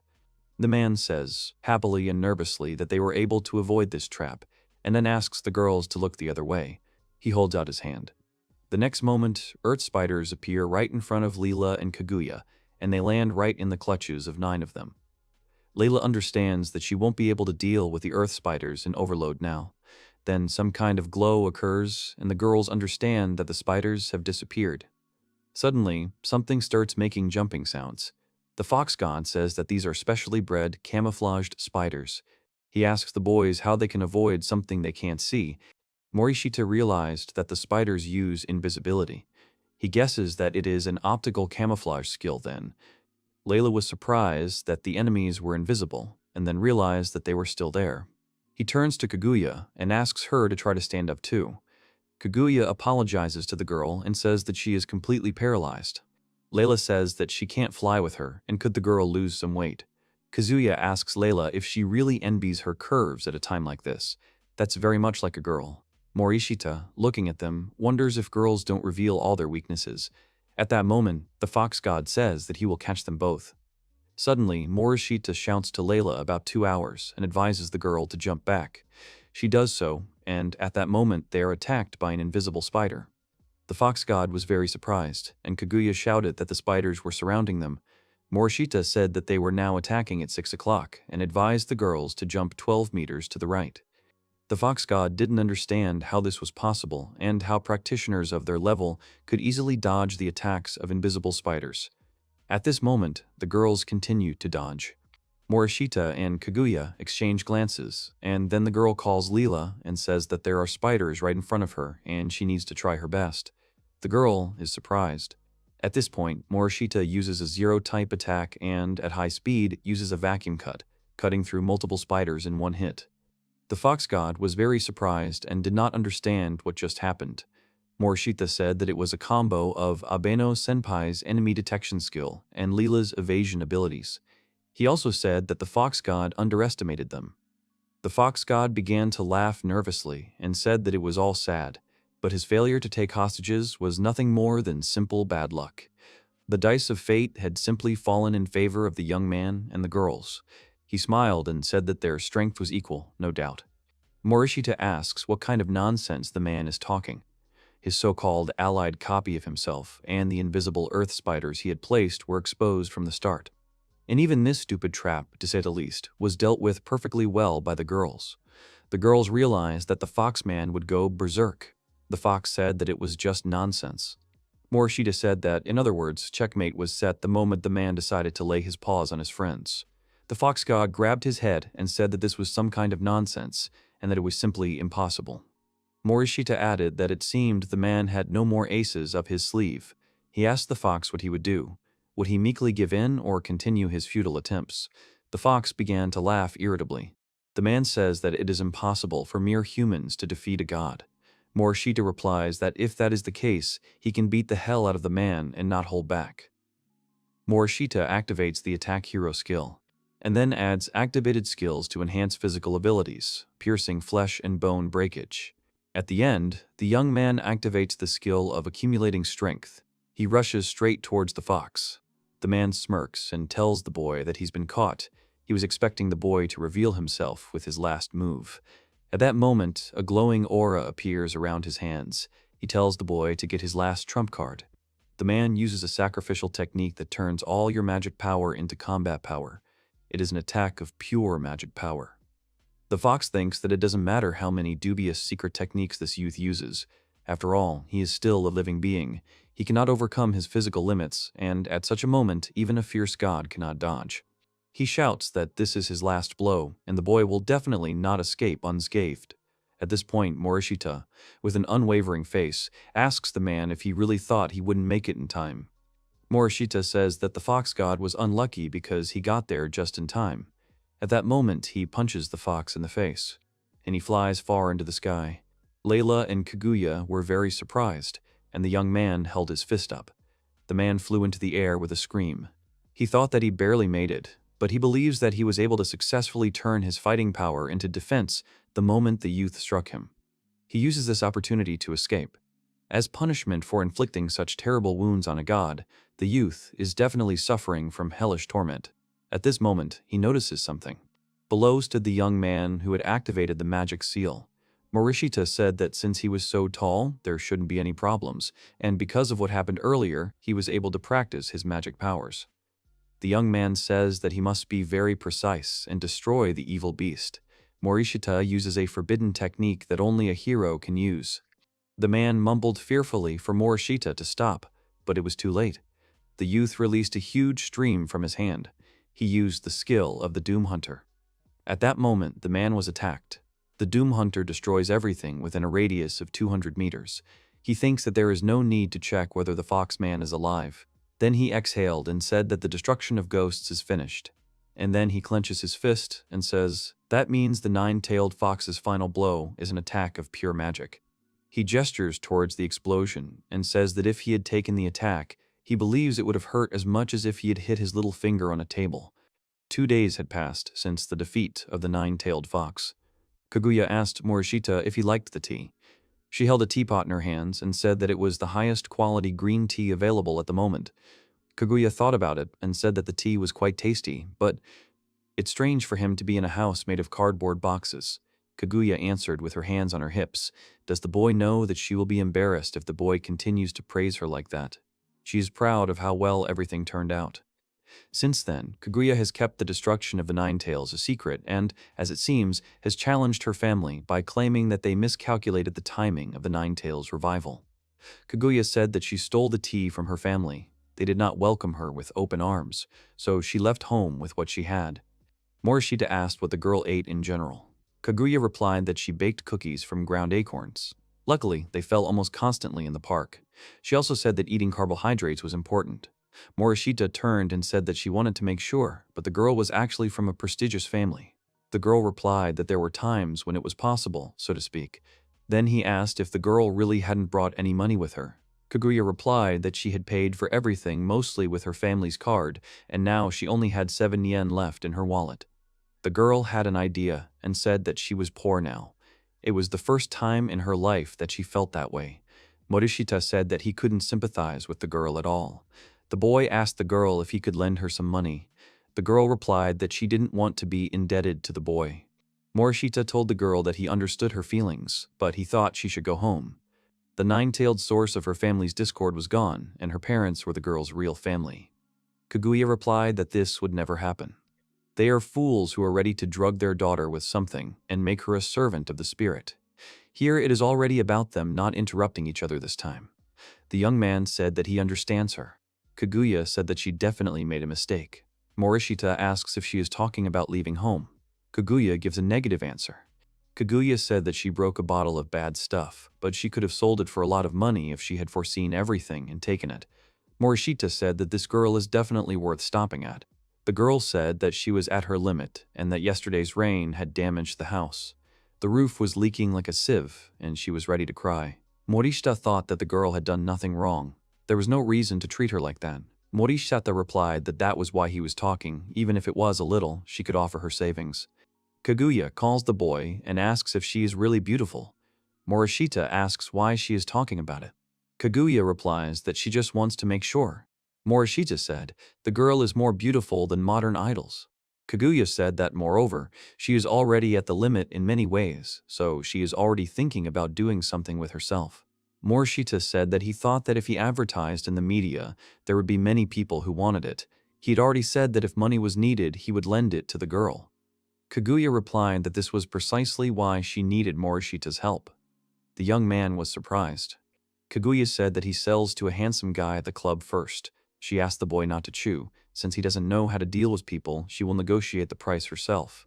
The boy said that this girl doesn't know how to deal with people. If Morishita is willing to do something like that for her, then she will also have the courage to sell herself. Then she will also have the courage. Morishita asks if Kaguya realizes that she has completely lost her mind. Kaguya said that no matter what, she was in such a hopeless situation.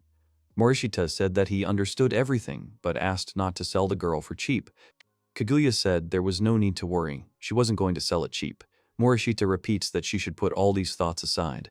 He says that he went home, but the girl should refrain from making decisions without discussing everything with him. The girl said that she would be careful. Morishita thought that somehow this did not make it easier. The next morning, Morishita was walking in his school uniform and said that Kaguya's stubbornness was causing so much trouble, even though there was no danger right now. He then pointed to the banner and said that this cafe was kind of expensive. He points out that a cup of coffee costs $1,500, and this is when there are people in this world sleeping in cardboard boxes. He points out that this is a hierarchical society in the flesh. Suddenly, he notices Kaguya, who is leaving the cafe with a cup of coffee. The girl notices Morishita. The young man asks why the one who was eating chestnuts yesterday is now sitting and elegantly drinking expensive coffee. Morishita says that she simply cannot have that kind of money, so could it be? She agreed and said that she did it. She said that she sold it and couldn't sleep a wink that night because she met it like that. Morishita said that he was actually wrong about the girl, even though she was pushed to the wall to sell something so valuable so casually for so little. Kaguya agreed and said that she had definitely sold it cheap. However, they agreed on a price of $1.5 billion. She asks the young man if he understands that when there is no money, there is no choice. They arrive at a cafe and sit down at a table. Morishita asks if the girl really has Japanese yen. Kaguya says that of course 1.5 billion yen. Morishita asks, only someone like an oil magnate could afford to buy it for 1.5 billion. Kaguya said that she did not sell it. He says that she told him clearly yesterday. Kaguya said that it was a joke and she would not sell it for 10 billion. Morishita asked what the girl sold then. Kaguya said that her family had been respected and had many connections since ancient times, so it seemed that they were entrusted with the custody of many national treasures as trusted persons. She asks the boy if he has heard of the Muramasa and Masamune blades. The boy asks if it is true that these blades often appear in video games. Not only are they national treasures, but they are also top-level exorcism magic weapons, and there are plenty of buyers in this field.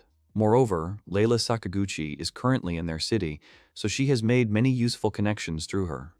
At the end of the day, no matter what country you're in, religious groups always have a lot of money. Putting together the two kanji for believer, you get the word prophet. The kanji are actually very well composed. Suddenly, the TV was interrupted by breaking news. The news was that several swords, considered national treasures, had been stolen from the shrine. It was an incredible loss, and the city police department had launched an investigation. Morishita was surprised, and Kaguya said that it seemed like the Dominion had recently gained a lot of strength. So they were in dire need of not only replicas of holy relics, but also bladed weapons. So, by making a deal with them, she made a huge profit. They paid the entire amount at once. Morishita thought that this woman had sold family heirlooms that were national treasures. Morishita asked if there really was no guard. Kaguya turned to Morishita and said that his enemy detection and concealment skills were simply incredible. Kaguya said that she didn't expect to be undetected at all. Morishita realized that he had taught the skills to someone very dangerous. However, to sell such large valuables, and wouldn't the Japanese exorcist organization start a hunt for the girl? The girl said that she was not introduced, but it seems that Leila put in a few words for her with the big shots, so they won't suddenly start a hunt for her. This is the injured high priest, Abena-san. This incident happened because of their negligence. There was a man on TV. Kaguya said that, by the way, this is her father. Morishita was surprised and said that it seems like he is in big trouble. It won't be on the news, but she's sure her father has already received orders from the proper authorities. Now the Abeno branch of the family will lose all their power. Morishita said their wealth will be confiscated, and they will be forced to work as priests at a shrine on an isolated island for 737 an hour. Morishita said that this is despite something so terrible happening to them. He asks the girl if she is really okay with it. The girl says that it upsets her, and something like that can't help but upset her. This is too lenient a punishment. Why would they send them to an island? She mentions that there are so many refugees around. What they mean is that her family, who are bad people, will live a wonderful life despite the suffering of so many people around them. Morishita asks why they only took their wealth. They should have demanded the lost profit from them. The girl asks if these people really find Dom Perignon, who squeezes out of poor people. Morishita thought about how the girl had lived the same life until recently. He thought about how the girl's attitude was very changed. Kaguya smiled and said that in the meantime she stole some treasures from her older sister and cousins. She thinks that it is chaos there now. Morishita asked the girl what she stole. At this time, the girl at the station screams and curses Kaguya, saying that she will never forgive her. The boy asked what she was going to do now. Kaguya said that she was thinking of buying a penthouse in a tall building in front of the station. Even if it was too big for a single high school girl, she wouldn't mind investing in something that could be rented out later. Morishita asked the girl if she hadn't just been criticizing undeserved income. But then now it means the problem is solved. He decides to have coffee too. Kaguya replied that the problem is not solved at all. Since they still haven't figured out the most important thing, Kaguya then turns to Morishita and asks if they are really skipping school.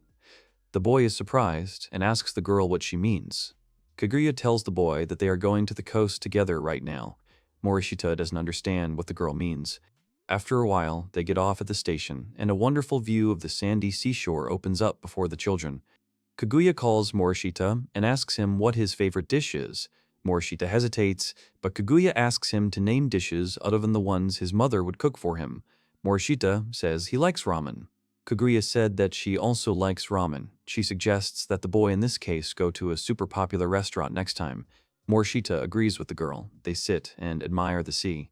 The girl calls Morishita and asks if summer will really come in a couple of months. She asks the boy if he likes the ocean. Morishita agrees, and Kaguya replies that it is a coincidence because she really likes him too. The girl then asks him what type of swimsuit he likes best. Morishita replies that he likes striped bikinis. Kaguya agrees and says that this is exactly what you would expect from a boy like Morishita. She doesn't have a swimsuit like that, so she suggests that they go shopping together next time.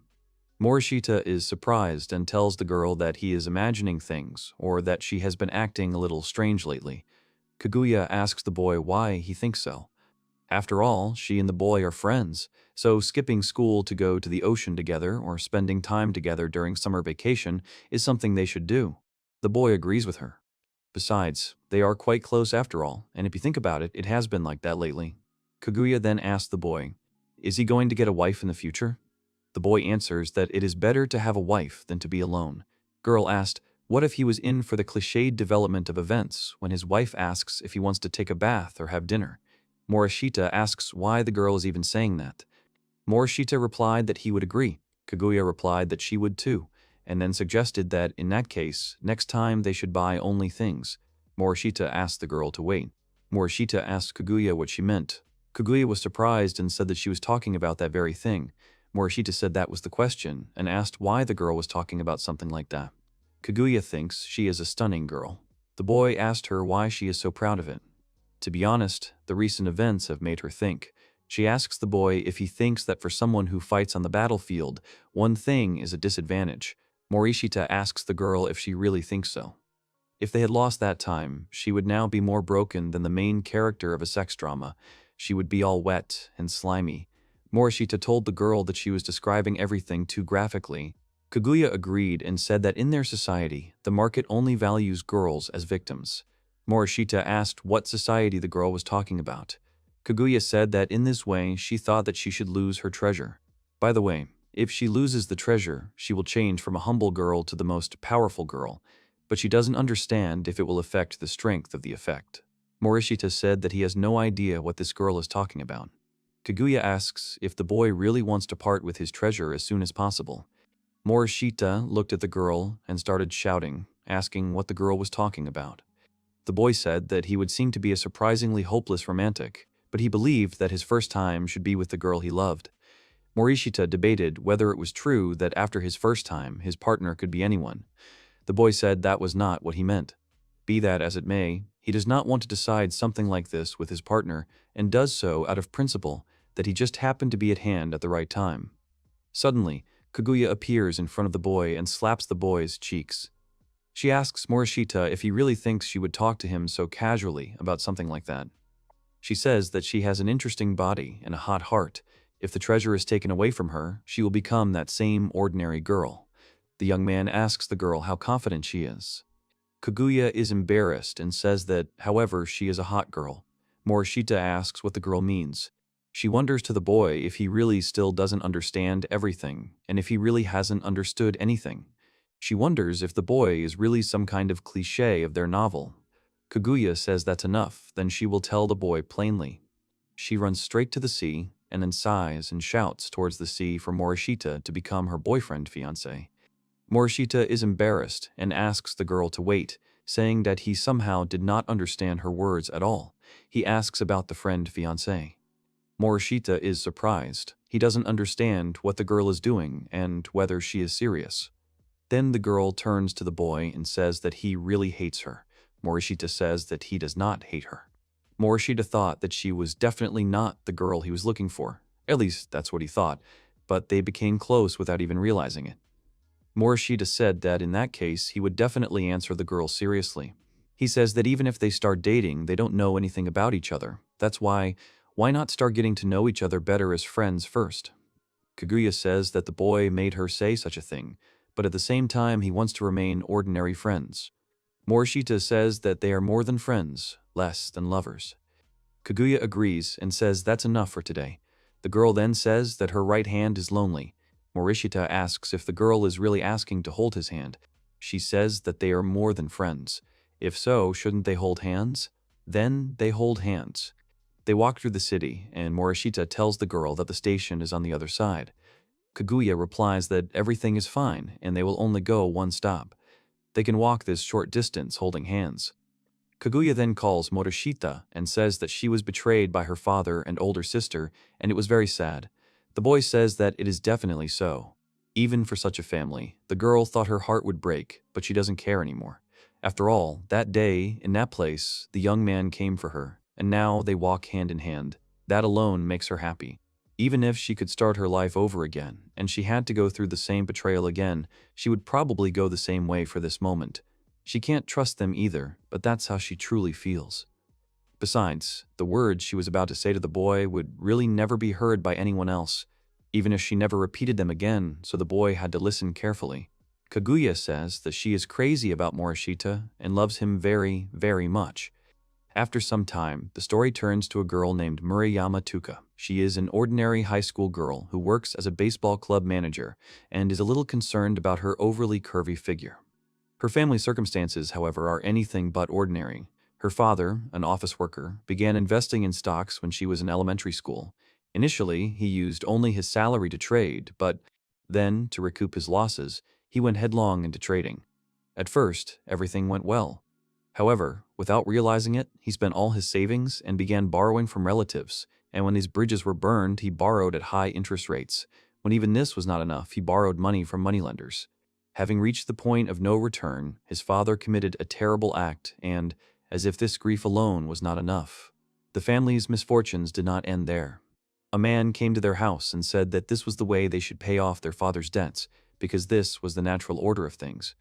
The girl's mother said that now that something like this had happened to her husband, it was already difficult for them to exist, and such a debt was beyond their means. The man said that they were very sorry and that it hurt them too, but he told the girl that since the woman's husband's life insurance had paid off most of the debt, there was only a little left. He suggested that they try their best and pay off the debt. The woman tries to say something, but suddenly the man starts shouting. He asked her who allowed her to raise her head. The woman got scared and started apologizing. The man smiles and asks her if she understands that she shouldn't do this and shouldn't anger such a kind person like him. The girl hugged her younger brother to her chest.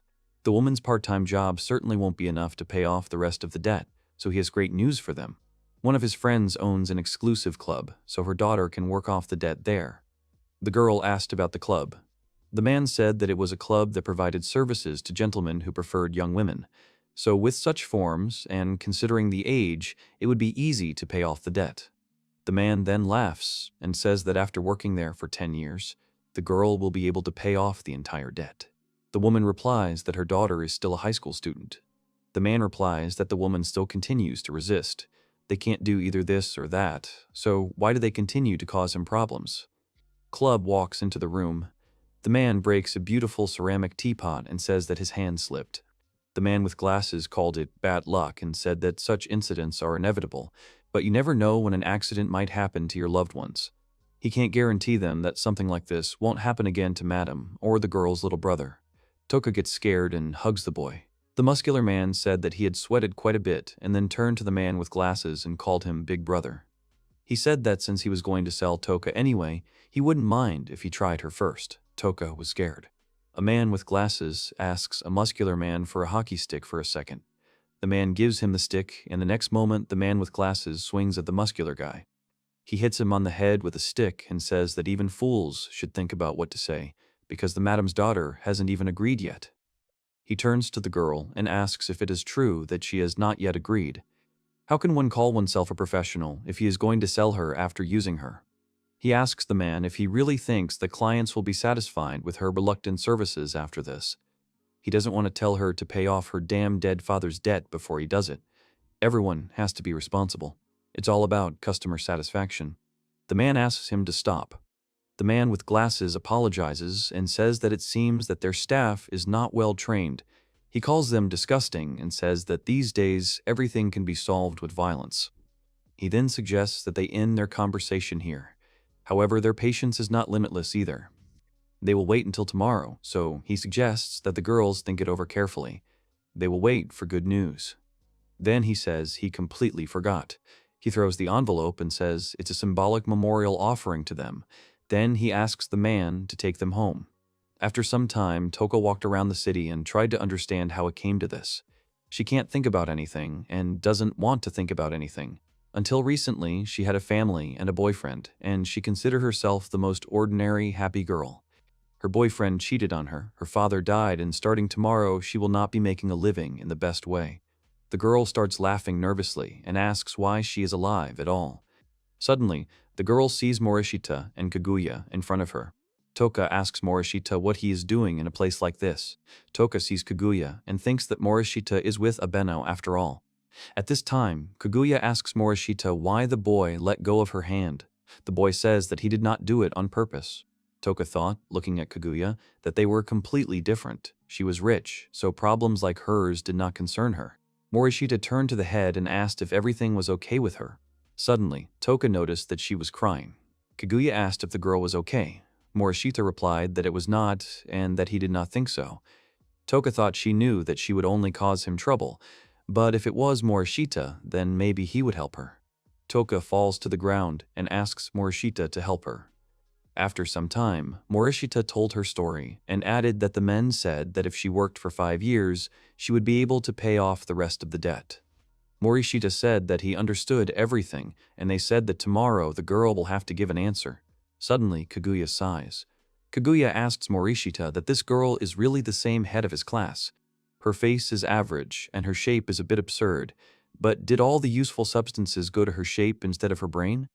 She expected that the girl was some kind of a natural, since she holds the position of chairwoman, but the girl is just a pathetic fool. Toka gets angry. She says that even though Kaguya is older, Kaguya has no right to insult.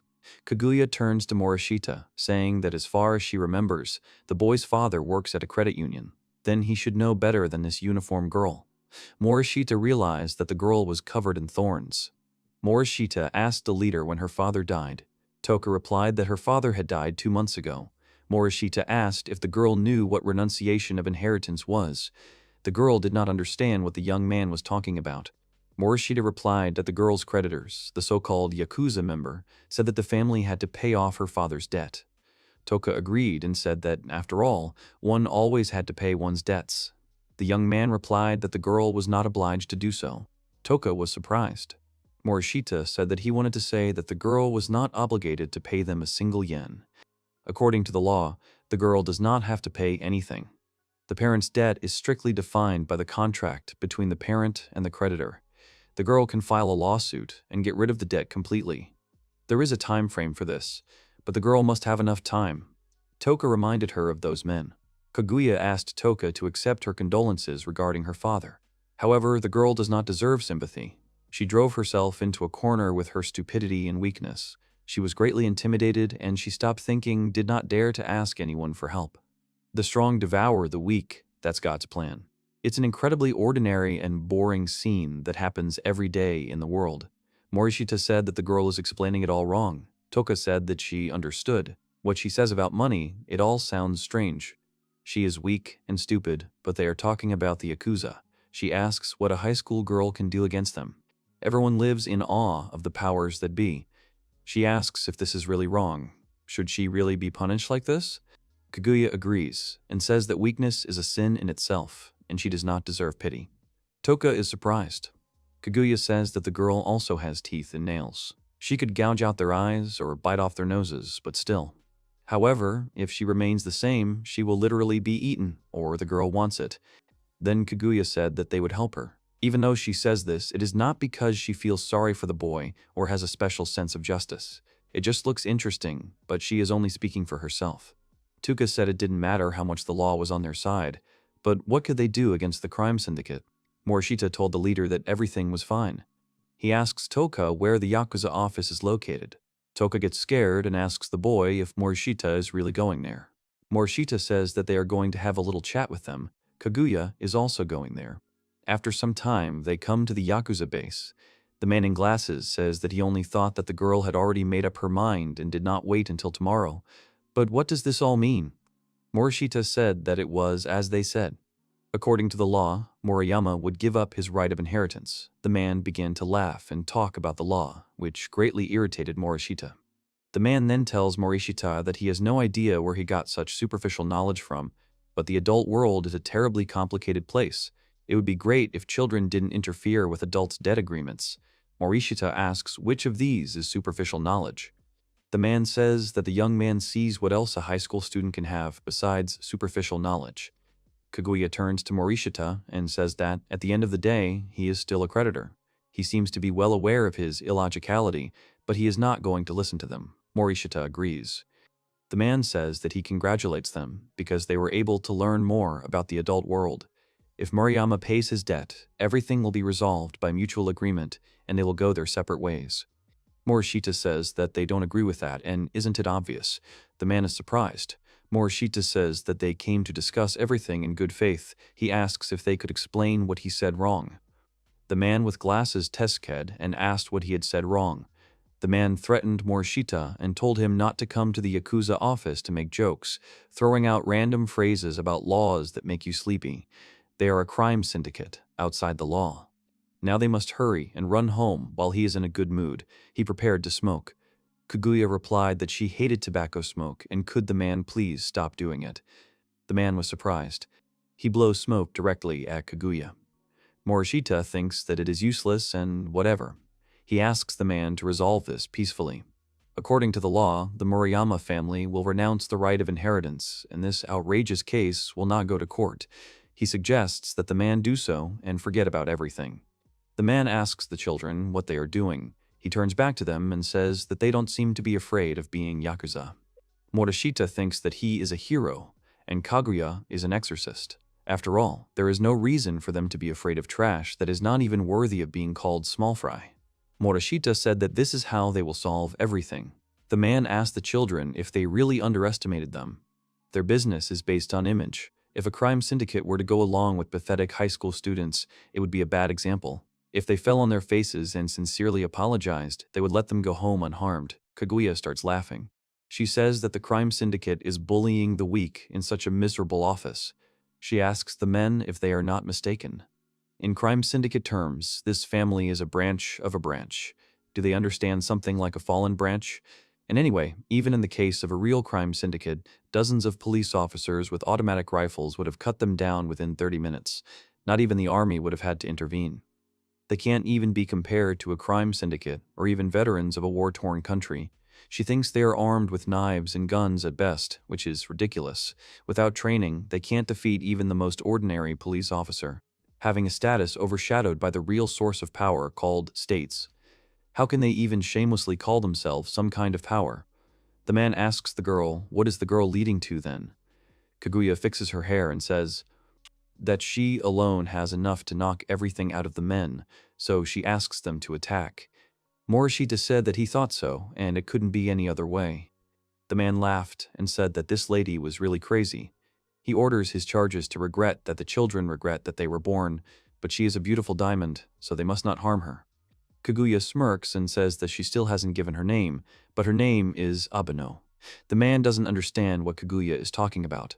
The girl asks if the men are sure of their actions. They, being people outside the law, are going to lay hands on her. The man said that this girl has actually gone crazy. They are going to capture her. Kaguya smiles and says that this is a declaration of war. She smiles and tells Morishita that it looks like they did it. Gold rush confirmed. Morishita asks about the gold rush. He asks the girl to wait. The man asked if the boy was going to pack. Morishita declined and said that they had no intention of resolving this peacefully from the start, but they tried because it would have been a hassle otherwise, but everything was perfect. The man turned to his colleagues and told them to shut up this little thing quickly. Morishita calls Kaguya and asks her not to kill men. He asks the girl not to overdo it and asks if she heard him. Kaguya replies that as someone who lives in the same world of absolute darkness, she will teach them a lesson in true strength. The man swings, but misses. Kaguya grabs his arm and flips him over herself. She thinks that the man gets a night of points for his strength. Kaguya says that the Abeno school of Aikido, the fast dragon arc strike, using that technique on such a small fish is a waste of energy. Morishita thought that it was Aikido, and Kaguya's fighting strength was an order of magnitude higher than that of an ordinary person. If they lived in a Sengoku period, she could actually challenge 1,000 men. The man says that this is impossible for this muscle-headed guy, who was a third Dan fourth belt in karate and who was defeated by a high school girl with one attack. Kaguya says that since the small fry are over, it is now the man's turn. Kaguya then said that he had lost the will to fight, and he hoped that the situation with the Murayama family's debt after they gave up their right of succession would be resolved. Toka thought it was incredible. Kaguya said that there was a limit to how small a fish one could be. Morishita said that there was no opponent here that could satisfy Kaguya. Toka thought it was amazing that high school students wouldn't give in to the Yakuza even an inch. She then called Morishita and Abeno and said that she was terribly sorry. The boys turn around and Kaguya says that she shouldn't thank her. She's just sweeping disgusting cockroaches off the streets. Toka is embarrassed. She thought that even though she couldn't become like Kaguya, she wanted to be like her too. At that time, Morishita said that Kaguya had overdone it. The girl replied that they should be grateful that she didn't kill them. Toka thought about what the gold rush Kaguya was talking about was. The next day, the girl told Morishita that she had heard something about Kaguya, and whether it was true that the Yakuza were picking a fight with Kaguya. Morishita agreed and asked why there was such a commotion. The girl realized that it was true. She said that she was joining in too. There was no way she could turn down such a juicy story. Morishita asked if she was really joining in. The girl said that, however, in the end, it was unwise to declare war on such a small fish. It would be great if no one interfered with them. She then said that this girl is actually a great fighter, and now they can't feign ignorance. Morishita asks the girl what she's talking about. The girl asks Morishita if the boy doesn't know.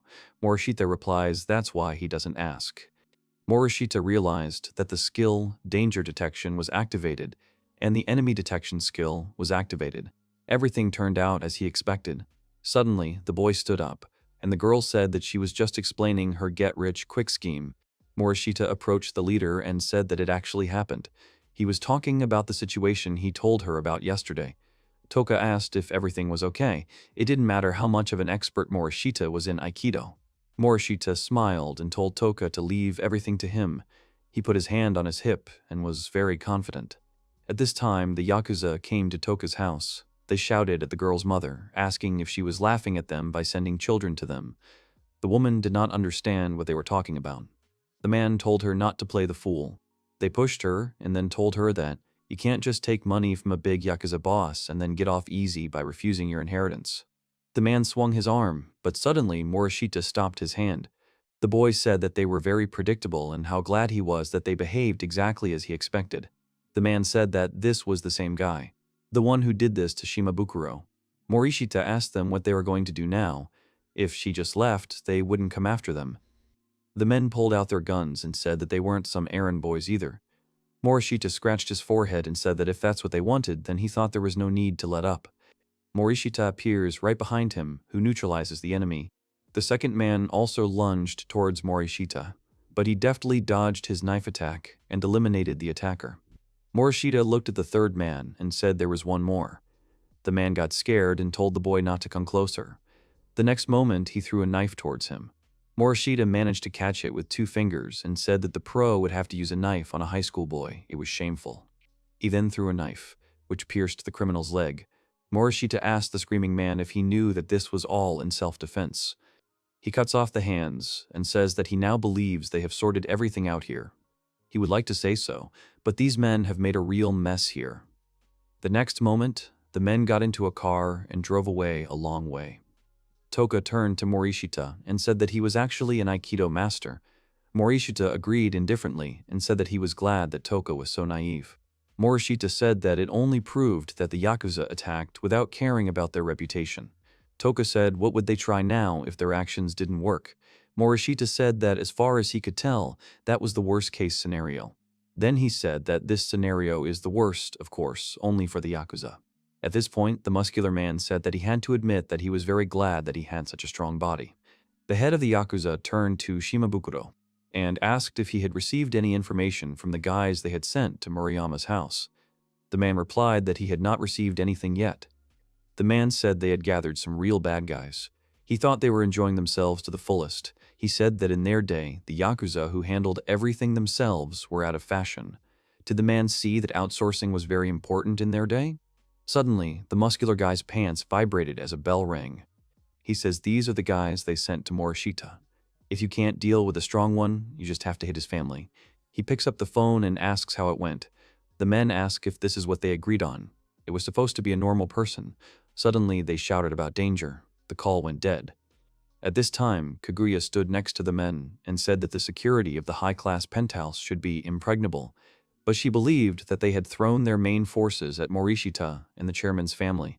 At this moment, the man took out a gun and said that she was a monster. The next moment, Kaguya cut the man's gun.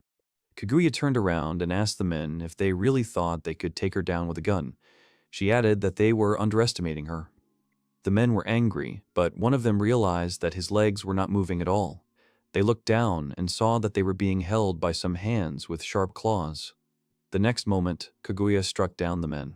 She said that no matter what, she wished they had had a little time to react. That magnificent sword would think it was being neglected.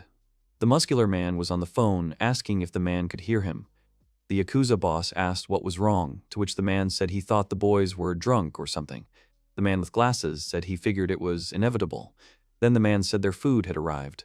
The man opens the door and says it's too noisy and they shouldn't ring so much because they're not deaf. The 2 men show their ID and say they're from Sakurada's department. After a while, they are arrested. The police say that's it. If all members of the family are arrested or hospitalized, the family will fall apart. Criminal organizations could only survive by hiding from the police. Once they cross the line with citizens, that's the end. Toka looks at the police car and asks if it really ended that quickly. She asks what about her family's suffering. Morishita says that it wasn't Toka's fault, but they took advantage of her weakness. What happened to her family was truly unfortunate. Toka agrees and says that everything is okay now. Suddenly, Kaguya approaches Morishita and asks the boy how dare he. The boy turns and tells Kaguya that she took care of everything on her part too. Morishita suddenly gets angry. The girl told the boy how dare he. Leila asked what the police were doing here, and didn't the guy say that this was some kind of bonus level? Kaguya apologizes to the girl and says that it seems Morishita personally called the police. Leila is surprised. She started to beat Morishita. The young man thought that it was very painful, and if it had been someone else in his place, he would have died already. Leila asked the young man how he dared. Leila said that even if it was Morishita, it was unacceptable, and now this once-in-a-lifetime opportunity would simply disappear. Kaguya said that she could swear. She asked him to just keep an eye on the office. She asks the boy how he dared to take matters into his own hands. Morishita tolerates the girls and thinks that this is what true anger is. Some may consider it a threat, but it turns out that the leader escaped and took the car. Kaguya overheard the police officers talking and said that it seemed like she still had a chance. Kaguya told Morishita to hurry up and find the leader with her enemy detection. She asks if this is a good time to sleep. Morishita thought that this was despite the fact that they could leave all the showdown to the police. He activates the enemy detection skill. Kaguya gives Leila the command to catch a taxi and says that they are going to kidnap this Yakuza. Morishita was surprised. Kaguya said that she was sure that he had enough money to escape. Leila added that they somehow managed to get back to the bonus level. Morishita asks if the girl has a bonus or gold. Leila said that she can't really say it. Kaguya uses the spatial rupture skill, and now the drivers can't hear them. This skill is very useful. First of all, the government and countries have not officially recognized the existence of the Abeno family or Dominion. They are extraterritorial, in other words, underground organizations. Long ago, their exorcist founder had incredible power. Morishita learned in school that a shaman ruled in the past, and he guesses about Himiko. Kaguya replies that they were taught this, but in reality, it is different. In fact, this person had superpowers. In other words, their ancestor ruled from the shadows with brute force. As civilization developed, science and military tactics evolved, and the complete dominance of the past disappeared. However, their forces still have to be reckoned with. Morishita said that if several dozen people committed a terrorist act, they would be impossible to deal with, and yet these organizations also do not want to start a war with the country. Kaguya said that even a fool like the youth now understands the essence. He asks why the government would ignore such organizations. They made an agreement in the early 20th century. They are just an organization that fights only ghosts.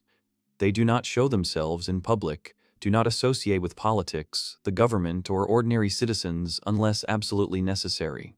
In return, the government does not interfere in their affairs either. Morishita understood what extraterritorial meant.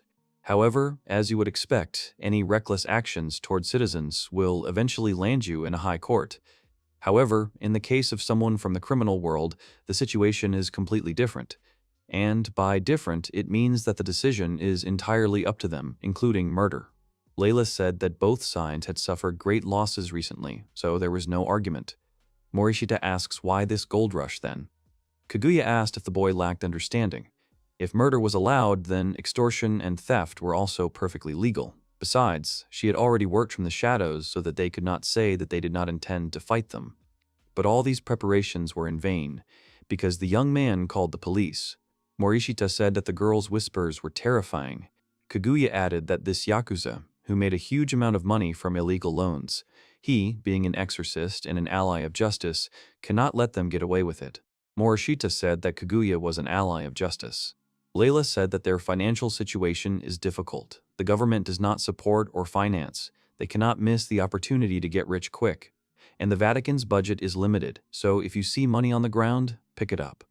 Meanwhile, at the hotel, the Yakuza boss was going through his papers. He said he had a feeling he had heard of them before. He remembers Abeno and says to think they actually exist, so it wasn't an urban legend. The man says that she is just a normal high school girl. He thinks that they shouldn't gather. The man says that she is a real monster. He asks them if they took the machine gun and what about the grenades. The men didn't understand what was going on with the leader. They realized that he had been strange since he came. Suddenly, the Yakuza leader sees a car through the window, Morishita and Kaguya getting out. He shouts that they are here. The man says that it simply cannot be, because only they know about this place. Suddenly, the door handle starts moving and then comes off.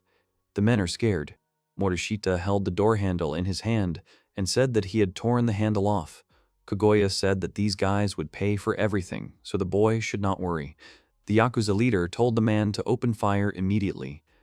Kaguya appears behind him and says that she said it was a waste of bullets. The girl suddenly uses a blow with the butt of the sword. Morishita thought and said that the blow with the butt of the sword is not that strong. The head of the Yakuza shouted at the men to do something and fill them with lead. Suddenly, Leila appears. The man points a gun at her and starts shooting. 2 bullets pierce the girl's body. The man starts laughing nervously and says that he managed to hurt her. Suddenly, Leila asks the man if he really thinks that it doesn't hurt at all. She says that no matter how blessed she is by God. But the man understands that she can't help but feel pain. Besides, she doesn't have many spare uniforms. The man calls Leila a monster. The girl got angry and hit the man, saying who he called a monster. The girl started kicking him and screaming that it was wrong to call her that. The man shouldn't even think that he could just separate himself by calling her a monster. Morishita thought that the man was poor. Morishita says that this really should be the end now. He turns to the Yakuza boss and says that the man screwed up by caring so much about his face. Kaguya told Morishita that a man like that never learns, no matter what he says. The war won't end until one side is completely destroyed. The Yakuza leader starts laughing and says that children don't understand anything. It will never end. Their leaders, that is, members of the organization, are very numerous throughout the country. From now on, they will hunt them forever, 24 hours a day, 365 days a year. And their families and friends, even their acquaintances, it doesn't matter. All the people important to them will be destroyed. Suddenly, Kaguya slapped the man in the face and asked if he was trying to imply something since he had no family or friends. Now they need to get him to give up the location of the hidden money before the police arrive. She'll give him a chance. Either he'll tell them everything quickly, or they'll do nothing, or they'll move on to scary things. She asks the man what he'll choose, showing him a pair of scissors. After some time, the police arrive at the hotel. The policeman says that out of nowhere, a bloody shootout has occurred. He does not understand who the Yakuza were fighting with. Another policeman says what he wants to say about this. The man asks about some high school students. He asks if there really is no one to question. Suddenly, the man gets very scared. They see the Yakuza leader in a very strange form with a rose. The policeman did not understand what it was and what kind of animal could do something like that. The Yakuza leader was foaming at the mouth and talking about Abanoe. So, in total, they got about 50 million yen. That's their jackpot this time. Leila said that this time they were just regular carriers, so if they split it equally, there shouldn't be any sting. The girls ask Morishita if he's okay with it. The boy thinks about it. Kaguya asks the boy if he has any complaints. Kaguya says that they definitely considered the possibility that if they got the grenade launchers and anti-tank rifles, they could leave everything to Morishita. Morishita realized that they brought him along for that reason. If the girls want to share them, they must give his share to the head. Even the insurance money paid for the death of his father was taken from the head. In this case, this money will be a kind of compensation. He cannot bring himself to take it. Leila asks the boy if he really wants to become a saint. If he puts it that way, she can't just say it, he'll take it anyway. Kaguya says that she thinks so too. For the first time since losing her own, she understands the importance of family. She loves money, but she's not a miser. Leila said that settled it then. It was stolen money anyway, so if they told the boss that the Yakuza were kind enough to return it, she was sure she'd take it. Morishita thinks they are quite a funny couple, but ultimately, they are not bad at all. After some time, a cart with suitcases appeared in front of the young man. Morishita, surprised, asked what it was. Kaguya said there were 570 million yen. Leila added that she didn't expect them to have that much cash. Morishita asked about over 500 million. He asked where the money came from. Kaguya laughed and said she was sure the Yakuza said it was natural for children to pay off their parents' debts. Morishita said that couldn't be true. Kaguya said that it was. After all, they had visited the headquarters of their main crime syndicate to talk face to face. After all, parents should take responsibility for their children's affairs. They had these peace talks. Leila said that no one died, so the guys don't have to worry. However, they were talking about the headquarters of a crime syndicate. It was surprising to see that they had so many MP5s and grenades. Morishita asked how this could be called a peace talk. Their leader surrendered after they defeated 36 of the strongest Yakuza. Morishita said that the money was paid to settle the conflict back then. Obviously, they wouldn't have made such a fuss if it wasn't profitable. Even though they had enough money to buy a whole castle at that time, these two were truly determined to get more than 100 million Japanese yen. Kaguya says that then, since this work was done in Abeno's name, she will take 370 million for herself. Leila would take 200 million for herself. Leila said that considering how many people attacked her, it was nowhere near enough, but this time she would accept it. Morishita counts his money and asks where his share is. Kaguya tells Morishita that he didn't do anything this time. How low could he have fallen if he decided to grab something for himself after that? Morishita says that the girl has a point. He thinks that in that case, there was no need to wake him up so early today. Kaguya told the boy not to worry. From now on, she will pay for every date they have. The girl said about dating and traveling and even paying for the wedding and the subsequent living expenses. She would take care of all of that. Morishita was surprised. Kaguya asks if the boy doesn't find this a reasonable return on investment. Morishita thinks that smile should be illegal. Kaguya said that the boy blushes so cutely. After a while, Morishita approached Toka and asked if she was really studying law again. The girl said that she understood now and did not want to remain weak. Besides, this way she would be able to understand what to do in different situations. Morishita asked the head if she had really changed. Leila notices them and thinks about that thunder attack during the battle with the 9 tails. This skill is out of this world, and there can be no mistake. To think that this guy was actually a hero from another world, she realizes that he is that older brother. A strong and kind hero who saves the weak and destroys evil. Someone like that only exists in fairy tales. A girl named Ariel remembers going fishing with her parents. The girl's father said it was incredible, and she managed to catch a real giant fish. Ariel had a kind father and a wonderful mother. The days when these three lived in the old castle by the lake were blissful. The girl's father was a purebred vampire, and her mother belonged to a race hostile to vampires. They broke the taboos of their races and got married. Essentially, they ran away together and, hiding their true identities, secretly settled in an old castle, isolated from civilization. One evening, Ariel told her father that she wanted an older brother. The man was surprised and said that it would be difficult to arrange. The girl asked if she really couldn't have an older brother. Her mother asked Ariel not to bother her father. The man told the girl that it was time for her to go to bed. The mother said that the father would read her a picture book. After a while, the man finished telling the story of the hero who defeated the monsters and saved the princess. Ariel asked her father if she would really become a vampire one day. The man asked Ariel if she really wanted to drink blood. The girl said no. The man said that in that case, the girl would not become a vampire. Ariel said that if her father drinks blood, he is a bad monster. The man said he definitely drinks some of their livestock's blood, but he vowed to never attack a human again. Ariel said her dad is a good vampire now. The man laughed. Ariel said that a hero kills monsters, and isn't there a chance that he could kill Dad too, even though he's a good vampire? The man said that Ariel still didn't get it. The man said that being a hero doesn't always mean defeating monsters. Saving people in trouble and preventing evil from happening is what it means to be a real hero. The man asks that if Ariel ever gets into trouble, the hero will come to her aid. Suddenly, there was a sound. The man said he would go and see, and told his wife and Ariel to stay home and not show up. Suddenly, there were shouts.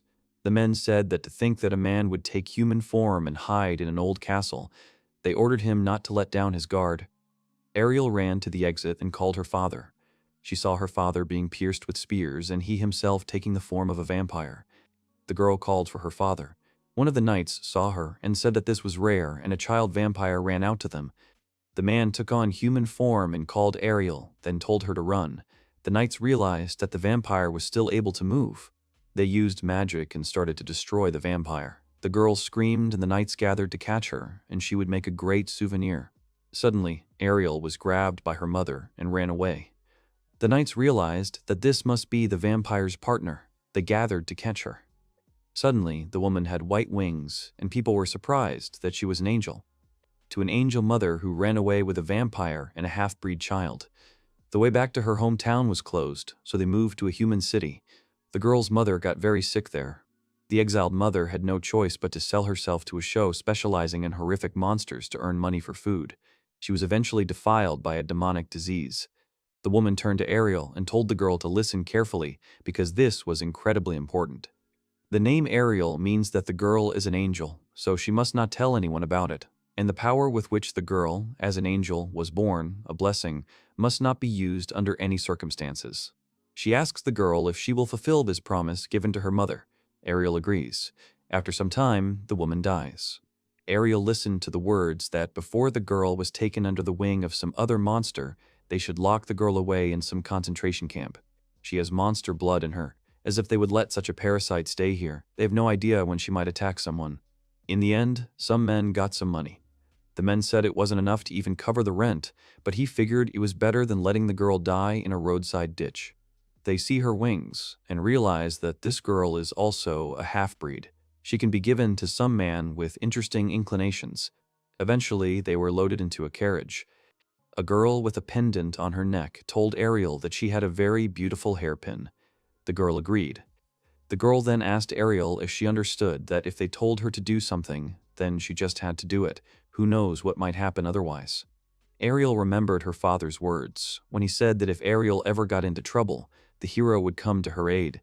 She believed that her father himself had told her so. She believed that the hero would come to save her one day. Suddenly, the carriage with the captive stopped. People heard screams that they were being attacked. Ariel thought that a true hero would save them.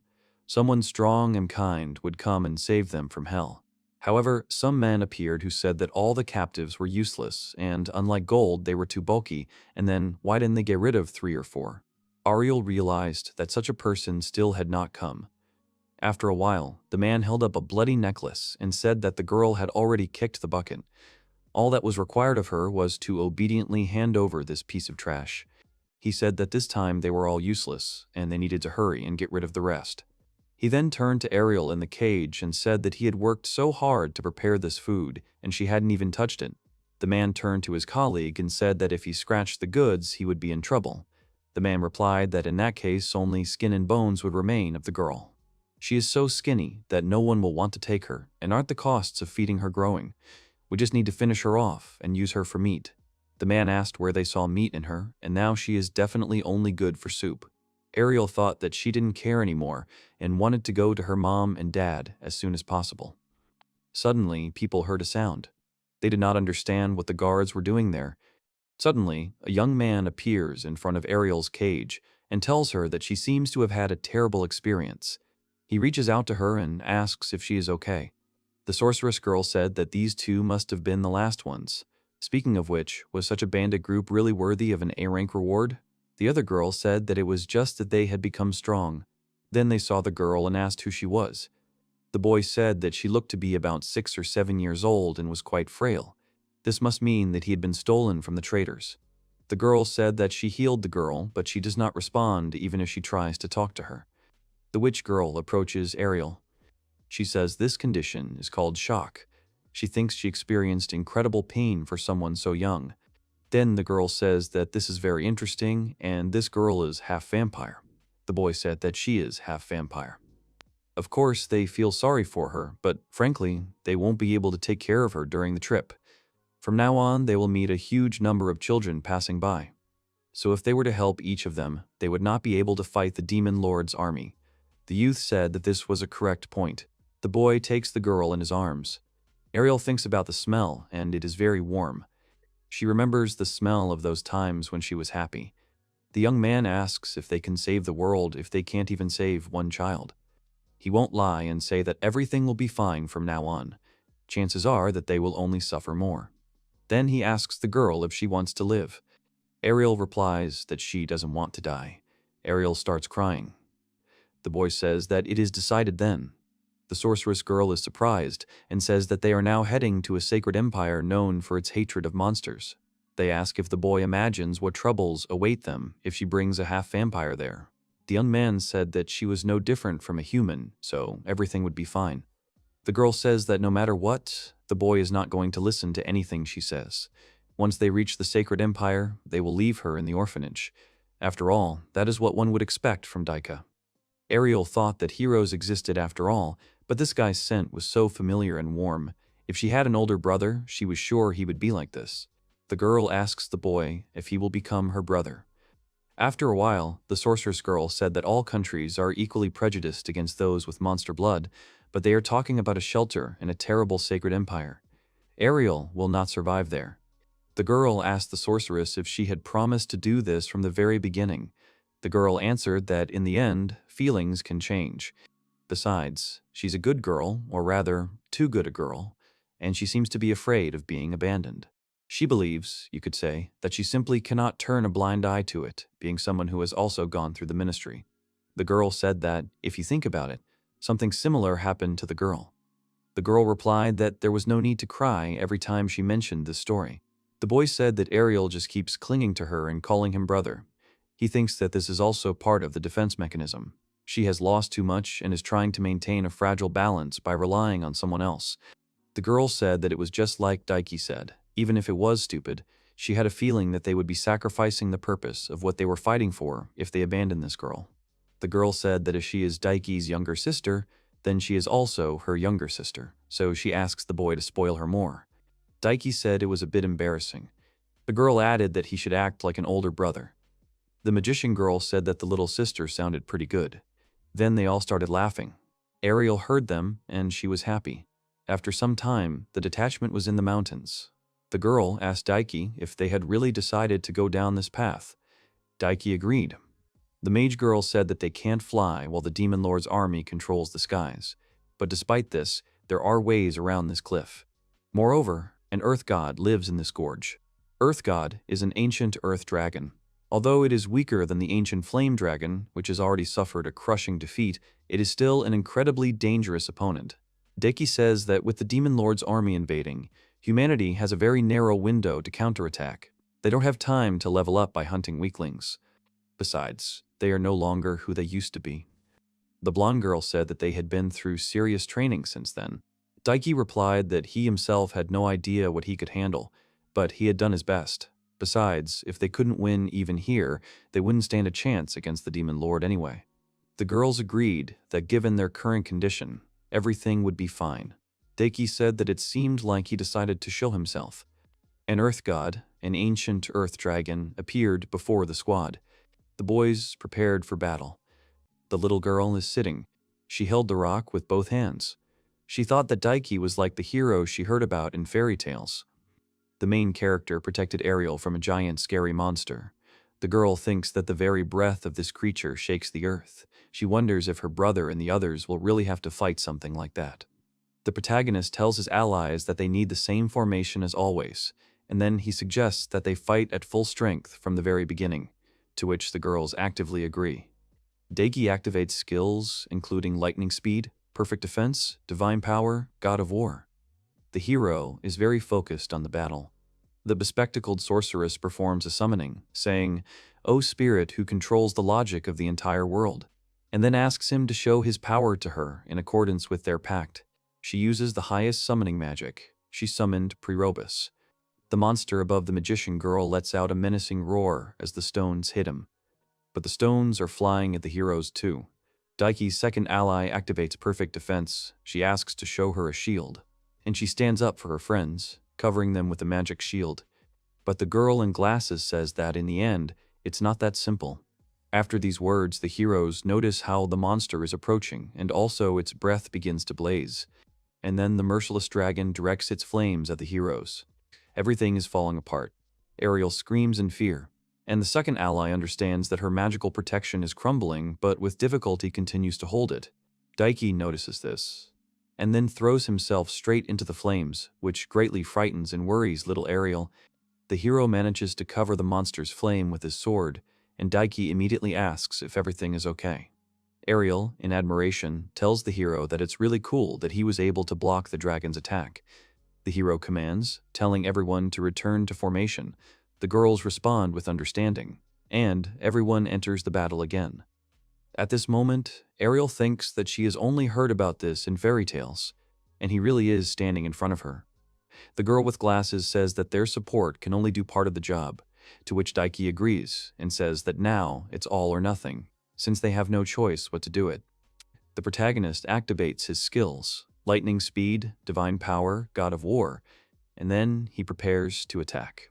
Daiki uses vacuum cut and reconstruction. He notices that his body is at its limit, but still attacks the dragon. The girls notice the monster falling, and Daiki tells them to go back. The dragon hits the ground with a crash and remains lying down. The heroes rejoice that they were able to do this. The ancient dragon of the earth fell at their hands. Ariel thinks that if it is a hero, or rather if it is her brother, then the Demon King can really be defeated. In Ariel's opinion, this terrible world can really change. At this moment, Daiki comes up to the girl and strokes her head. He praises Ariel and tells her that she really did everything she could, but their idyll is immediately disturbed. Dark and unpleasant feelings gather in the dragon. The heroes are scared, and the blonde girl says that it's just unbelievable because she can swear that they killed him. She is shocked that the dragon is still alive, even though his tree of life has completely dried up. The dragon is moving. They understand that this is the resurrection of the undead, and from the Demon King of Curses. So in this case, it turns out that this is a zombie dragon. Daiki realizes the gravity of the situation. His bespectacled ally rushes into battle against the dragon. She attacks him viciously with magic arrows. But the girl quickly realizes that this is useless, since the dragon's magical resistance is beyond this world. Daiki deduces that the monster's magic resistance has increased due to its rebirth as an undead. The girl with glasses says that she can no longer use offensive magic with the amount of mana she has left. Daiku's second ally joins the conversation, saying that if it is undead, holy magic should work on it. She then asks, addressing Daiku, that he deal with the dragon while she neutralizes it. He praises her decision. A girl with long blonde hair concentrates. Thorny thorn vines appear around her. She quickly sends them towards the zombie monster, solemnly casting the holy possession spell. The girl in glasses commands the word now. But the unexpected happens. The zombie dragon begins to attack the girl who released the thorn vines. The protagonist notices this in time. Daiki rushes to defend himself, and in the end he himself receives a strong blow from the monster. The girl in glasses says in surprise that just think, the holy power doesn't work on him. The hero says that the monster is slowing down. But first of all, he didn't even take damage. He says that even if they cut him or burn him, it will be a waste of time and effort, and that everything will only get worse, as it is now. But at that very moment, Ariel has a flashback. She remembers how her mother told her in the past that the angel's power of cleansing should never be used, because if people knew about this ability, they would be captured and used. Ariel realizes that the dragon is a dark force. She thinks that if she uses cleanse, she can erase the zombie monster, but she is afraid to take such a step after her mother's instructions. The heroes are confused. They are in a difficult situation and do not understand what to do now against the fire-breathing zombie monster. Ariel is still scared, but soon she manages to make a decision. She approaches the heroes. Daiki quickly notices this and tells the girl that it is dangerous here, so she should stay away. And then the hero advises her to hide well. The hero stops speaking in shock. Ariel shows her wings in a warlike manner. The main character's allies are very surprised. The girl in glasses recognizes Ariel as an angel. Meanwhile, a girl with a menacing expression slowly approaches the dragon. As she approaches the monster, Ariel ponders when she decided that there is no strong and kind hero. Daiki, worried about the girl, shouts at her to be careful. But Ariel is not going to listen to him. She continues her thoughts about the fact that now she knows that a strong and kind hero exists. Ariel escapes the dragon's flames on her wings. She looks at her friends with tenderness and once again plunges into memories of the past. The girl begins to remember the conversation with her mother again. She told her that the cleansing is undoubtedly a double-edged sword for Ariel. Mom tells her that the sinister light that erases all curses. However, this power can exterminate half of the vampire race, including Ariel. Little Ariel was scared by these words of her mother. But her mother continues. She says that, however, if her friend ever gets into trouble, what Ariel will do during this time is up to her to decide. At the moment, Ariel is high above the zombie dragon. She remembers her mom and dad. And then she says that she understands that her power existed for this moment, and immediately after these words, Ariel activates the cleanse. The heroes notice that everything has stopped, and that the power of the curse has been erased. The monster is defeated, but Ariel herself can hardly stand on her feet. Daiki notices this and tries to approach the girl. She happily, albeit in a weak voice, tells the protagonist that she was able to defeat the monster herself. Daiki grabs Ariel's weakened body. The hero turns to his ally, the princess, and asks her what this could mean. The girl thinks about it, and then says that, after all, this light must have been an angelic cleansing, and from which, according to the girl, it follows that Ariel must have been a half-breed between a vampire and an angel. The protagonist, in excitement, notices that the girl's body in his arms is glowing, and asks what this could mean. His question is answered by an ally with glasses, who tells Daiki that the purification exterminates every type of undead. According to the girl with glasses, this power is capable of destroying half of the vampire race, as well as Ariel's body. The protagonist is amazed that the girl in his arms has such power. Ariel reaches out to Daiki and asks him, addressing him as a brother, if she really used purification. Daiki is shocked. The hero excitedly begins to tell Ariel that she really did it, and that the monster they could do nothing about died at Ariel's hands. Ariel then takes Daiki's hand and tells him that her mother told her to never tell anyone about something. But she tells him her name and then asks her brother to never forget it. Daiki holds Ariel's little hand with trepidation and answers her with agreement, and then adds that he cannot forget something like that. The protagonist turns to the princess, and after she responds, Daiki asks her if there is nothing they can do for Ariel anymore, and if there is a way to save her. The princess apologizes and tells him that there is nothing they can do to save Ariel now. The hero says with pain in his voice that he sees and understands everything. At this point, Ariel turns to Daiki, calling him brother again. She wants to ask him something and asks his permission to do so. The hero agrees. Ariel tells him that he is a real hero, and he asks if he could make her his bride if she were reborn at this time. Tears stream down Daiki's face. He tells Ariel that, of course, and when she asks Daiki if he understands that this is a promise, the protagonist agrees with her without hesitation. Ariel happily says that her wish has completely come true. In response to her words, the hero, with tears in his eyes, tells her to just be happy.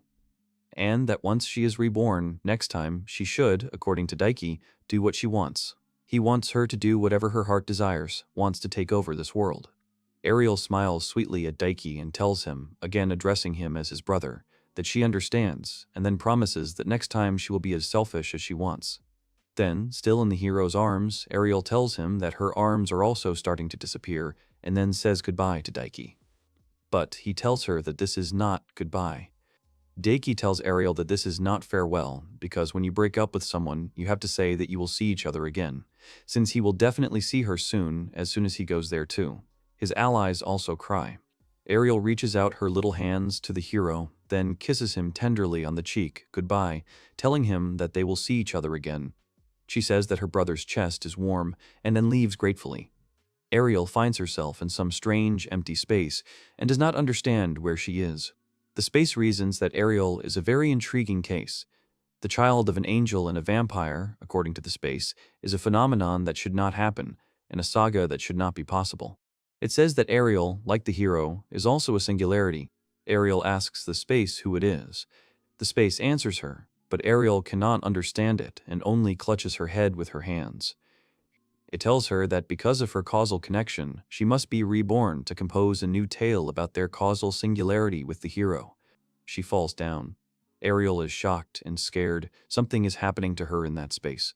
After some time, the girl notices that her hands have actually returned, and then realizes that she is cold. Ariel wonders where she is now.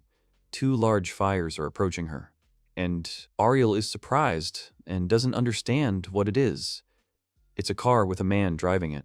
He sees Ariel and is surprised to realize that she is a child, and then wonders what she could be doing all alone in a place like this. The man runs out of the car, taking off his jacket along the way. He then notices Ariel's wings and begins to wonder who the girl in front of him could be. He asks Ariel if she understands what he is trying to tell her. Then he asks if she has a name. The The girl hesitates, remembering her mother's words that she should never tell anyone about this. The man is waiting. After thinking about it, she might just turn her name around now. Afterwards, she says more confidently that her name is Leila.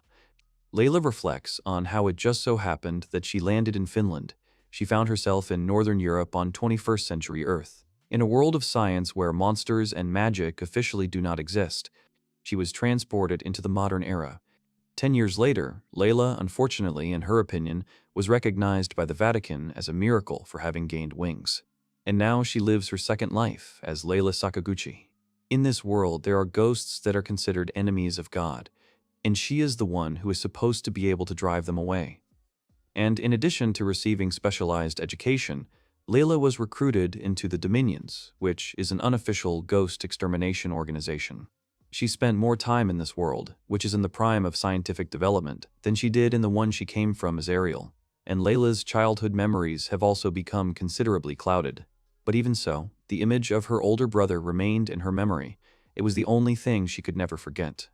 In Leila's opinion, it was because she was a little girl, but nevertheless, for all those 9 years, in her memories, she always had this extremely glorified image of the hero.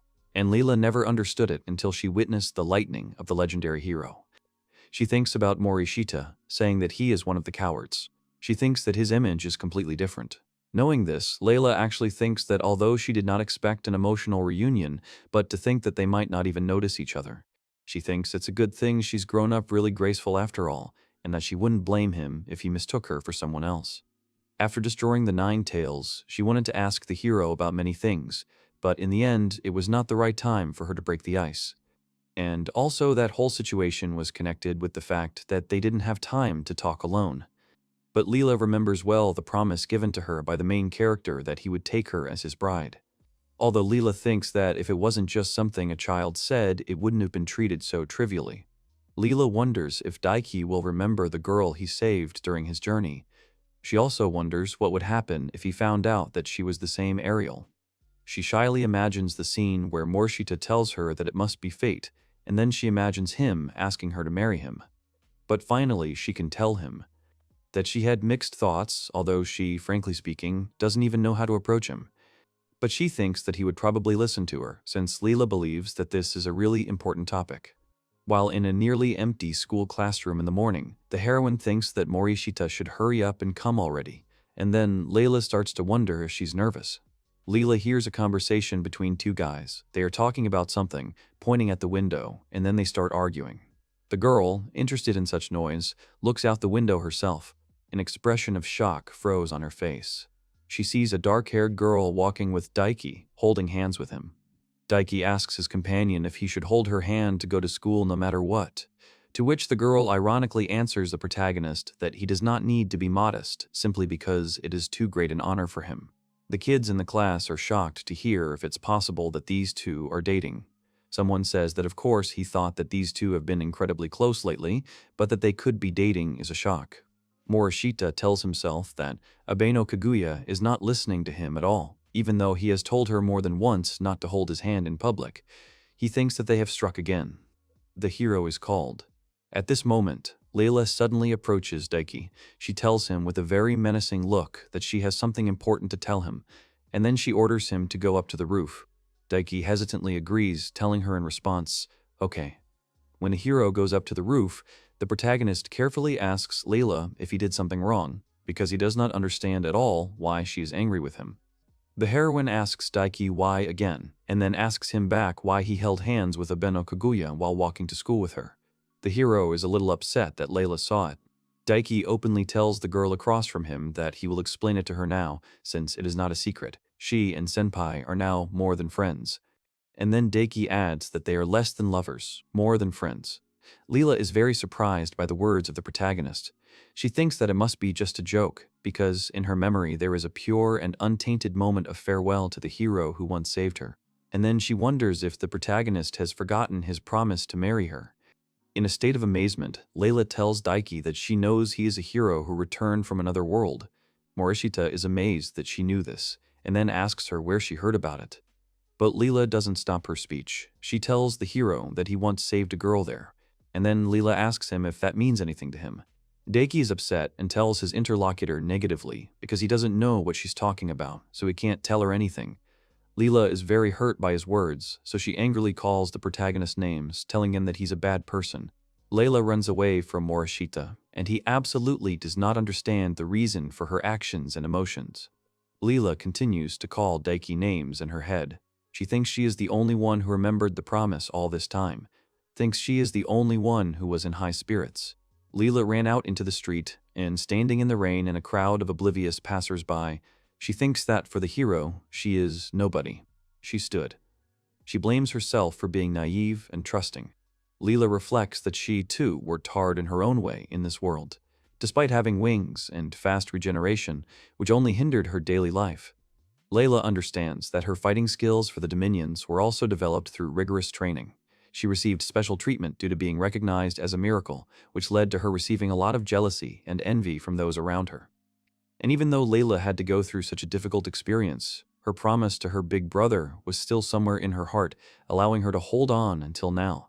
But now, Leila realized that she was the only one who thought about things that way. And now, standing in the pouring rain, she realized the tragicomic nature of what was happening.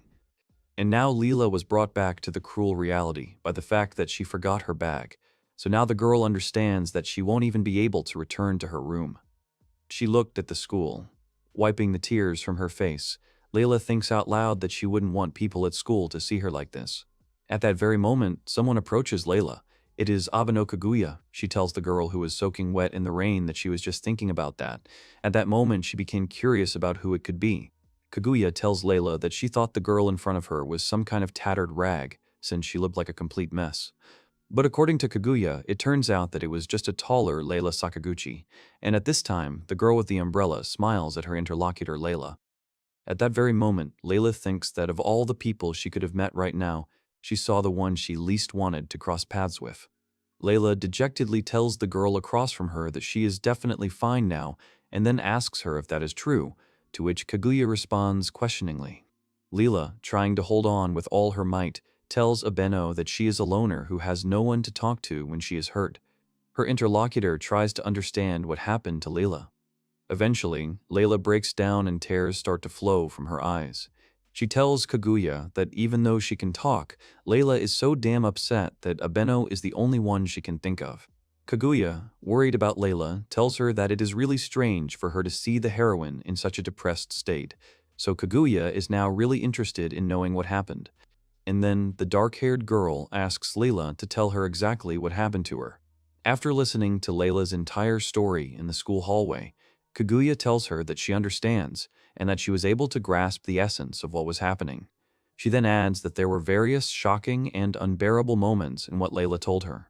Kaguya says that basically, although in another world, Leila made a promise to marry the hero, who is Morishita-kun, but he betrayed her, and in the dark-haired girl's opinion, this is what Leila was trying to tell her.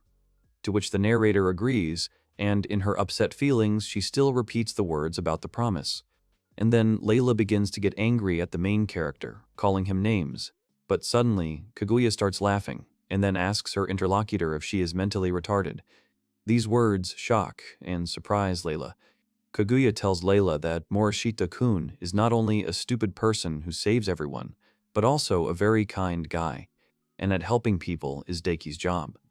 After Kaguya continues, she explains to her interlocutor, asking her if she thinks Daiki will remember every person he helped. Leila, still confident that she is right, tells Kaguya that he definitely promised, and therefore, in Leila's opinion, she is an incredibly special person for Morishita.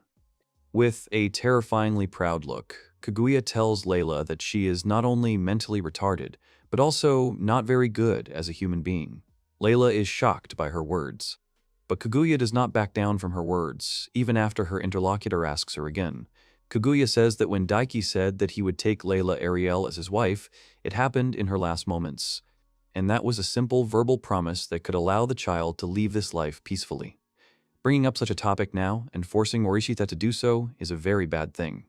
This explains everything Kaguya had told Leila before. However, Leila is now worried about something else. She is at a loss, because until this moment the girl had never thought that she could force the hero to do anything. Kagyo tells her that Daiki is a kind person, so if Leila told him about the situation and pressured him using the promise he made as a shield, he wouldn't be heartless. However, that event was a simple act of compassion for a sad child who would have to pass away. And then Kaguya adds that Daiki probably never looked at Leila in a romantic way. Leila is still wavering in her doubts, but Kaguya asks her to get rid of her own delusions already. Then Abeno asks his interlocutor a question, telling her that she has been in this world for 10 years, training, and asks Leila if she really has so little self-confidence. Abeno asks her interlocutor why she doesn't stop clinging to that old promise and start fighting like Leila Sakaguchi. The girl froze. And then, a little sheepishly, Abeno adds that, at least to her, Leila is a strong person who only wants to avoid hostility with people, but that's not a bad thing at all. She asks to stop. In response, Leila says that since she came into this world, there has never been an easy path for her. Leila tries to defend herself. She says that the life she had back then was difficult, and that is why she will never allow anyone to insult her. Kaguya reacts to this proud speech of her interlocutor with a laugh. Then Abeno calmly notes that Leila seems to have stopped ranting. Leila is angered by this statement, and in a fit of anger, she asks the interlocutor about what position she is in, if she can give her advice. Abeno answers Leila calmly again. She says that sometimes she also gives advice to people who need it. And when his interlocutor asks whether Kaguya understands that Leila wants to become Morishita's lover, Abeno answers in return, asking Leila if she really looks like some kind of intolerant girl. Abeno says that Morishita-kun is the only one who can choose his partner, and then adds that she herself has no say in the matter. Leila, a little embarrassed, asks her interlocutor a question. If, hypothetically, the main character had chosen another girl, would Abeno have honorably yielded to her rival? Kaguya proudly replies that absolutely not. It is pointless to even answer this hypothetical question, since she claims that, after all, Morishita is madly in love with her. Leila realizes that she is truly jealous of Kaguya Abeno, but Leila's interlocutor still decides to answer her hypothetical question. Kaguya tells her that even if there was a 1 in 10,000 chance, no, 1 in a trillion chance, then if that happened, she would simply refuse. And then, when she leaves, Abeno will damn well take Morishita-kun's life. These words of hers scare Leila to death, and she thinks that Kaguya is really capable of such an act. After a while, Leila climbs the steps and reflects that, although it is a little annoying, in the end, she always gets help. Opening the door to the room, Leila continues her reasoning and thinks that of all people, it was Abeno Kaguya who did this, although her interests are also devilish. Leila is surprised to find Morishita-kun in the room. He says calmly that she has finally arrived. Morishita-kun points to Leila's school bag, asking if it's hers, and then adds that she couldn't leave it behind, so he picked it up for Leila. Leila is surprised and confused. She asks him how long he waited for her, really all these few hours while she was not here. Morishita tells his interlocutor that last time she asked him if she remembered the girl he saved. The protagonist tells her that the truth is that he clearly remembers that moment. These words of Daika make Leila's heart skip a beat. Morishita-kun continues. He says that he probably can't say whether he saved that girl. Since that girl died in the end, Daiki has a hard time saying those words, and Leila listens to everything the main character tells her, fascinated. Daiki tells Leila that he was hasty earlier and told her that she didn't know, but it's not something he can just talk about lightly. Leila's heart starts beating faster, and she wants to say something to the hero. But at that moment, he remembers his recent dialogue with Abeno and forces himself not to bring up the topic. Leila tells the protagonist that she understands, so even the protagonist can consider everything hopeless. Daiki agrees with Leila's words. He tells her that in that situation, everything did not go as expected. There were countless people he could not save. Leila asks her interlocutor if he thinks that the girl was just another victim of those brutal events. At that very moment, Morishita-kun quickly turns to Leila and tells her that there is no way, since that girl sacrificed her own life to save him instead. These words of Morishita-kun surprise Leila in a good way. After the main character adds to his words that the girl will remain special to him forever, Leila is very touched by his words. Leila tells Morishita-kun that she understands him and that what he says is very correct. Daiki asks his interlocutor in surprise why she would suddenly agree with him. The protagonist wonders if he even talked to his senpai about this before.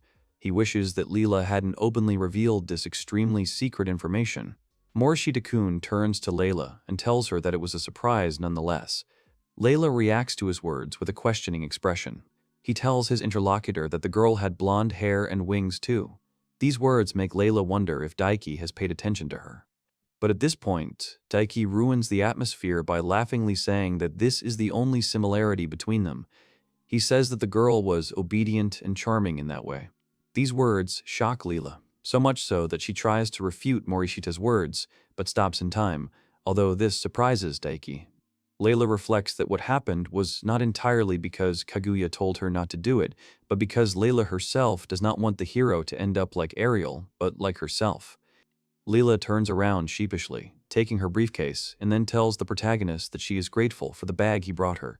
She says that she spent quite a lot of time, so the girl hopes that they are not making any more noise. After these words, Leila, even more embarrassed, turns to Morishita-kun and hands him a bag of cookies, telling him to take them.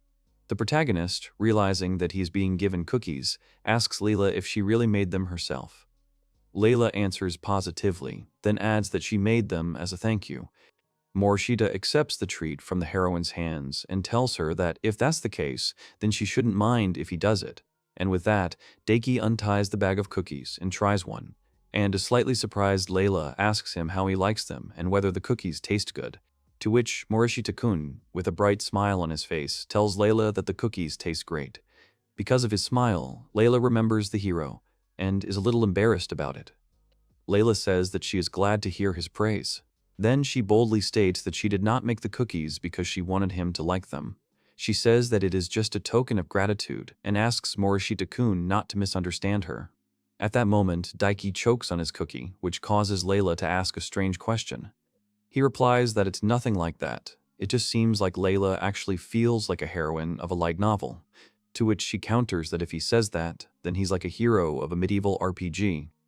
Leila smiles and thinks that right now she wants to meet the hero face to face, just as Leila, not as Ariel.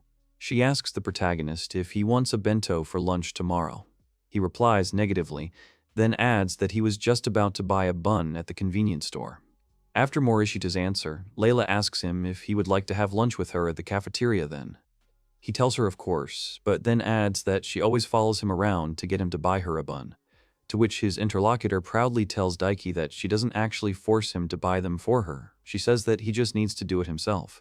Leila adds that in any case, this is her final, binding decision, and the girl tells Daiki to stop wasting time and just have lunch with her.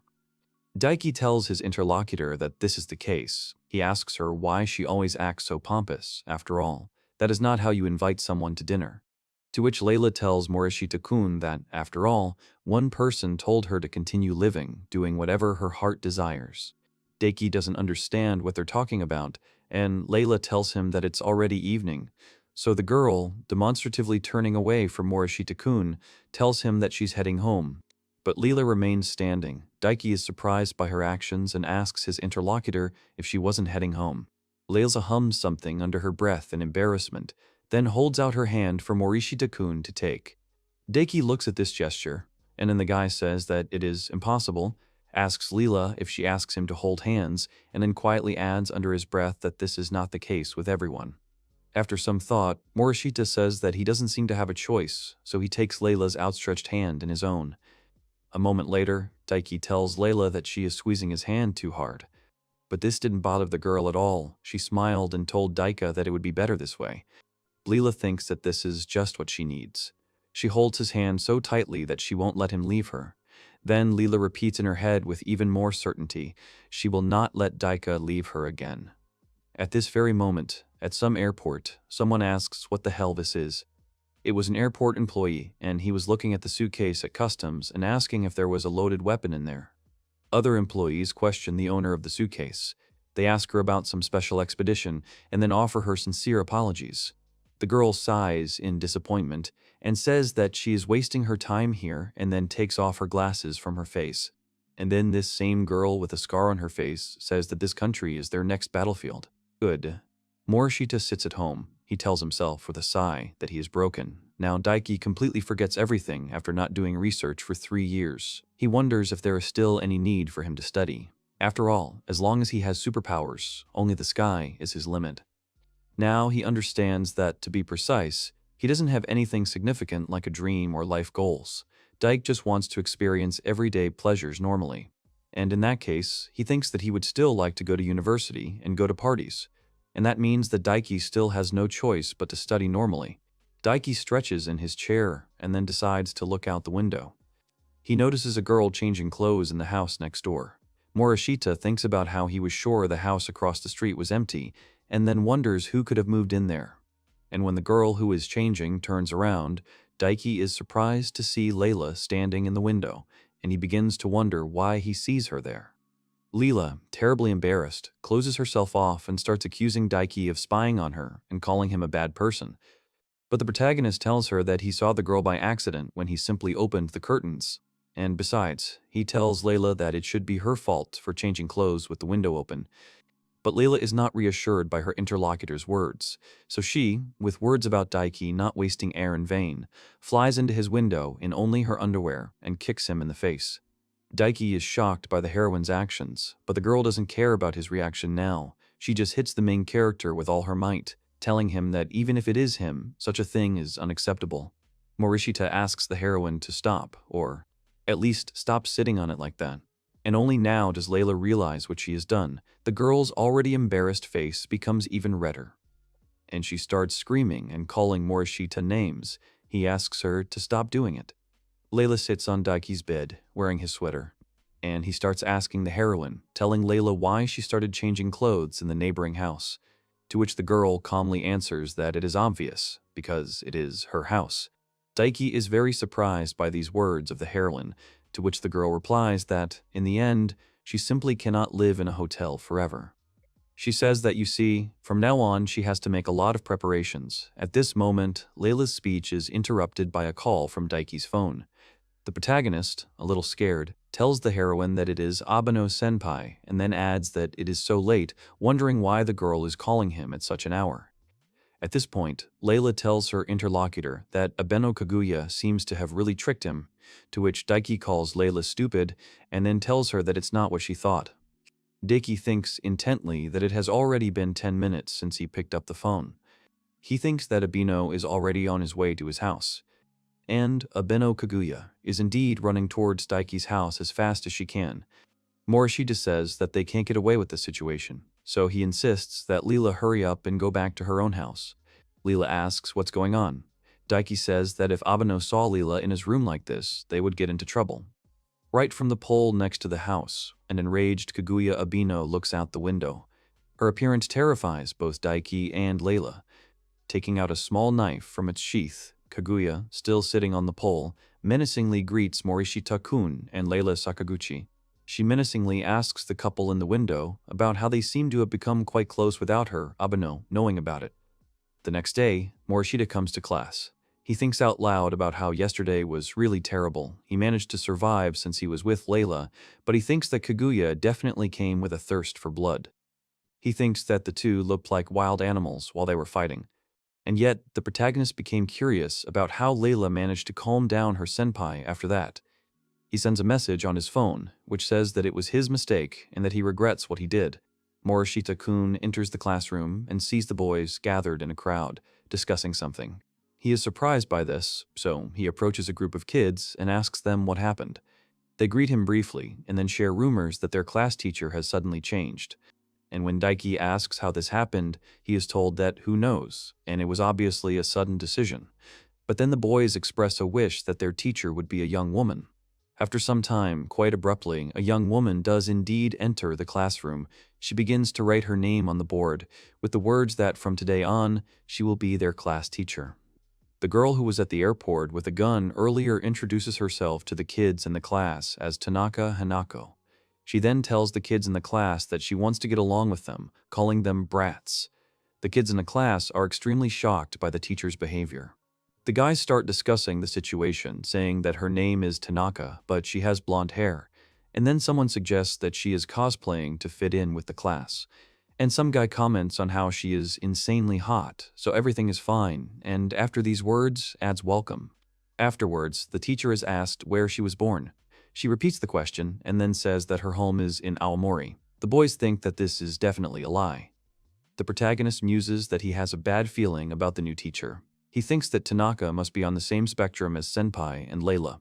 At that very moment, the homeroom teacher stops in front of the protagonist's seat. She tells Morishita-kun that she would like to have a few words with him, so she asks him to come to the briefing room after class.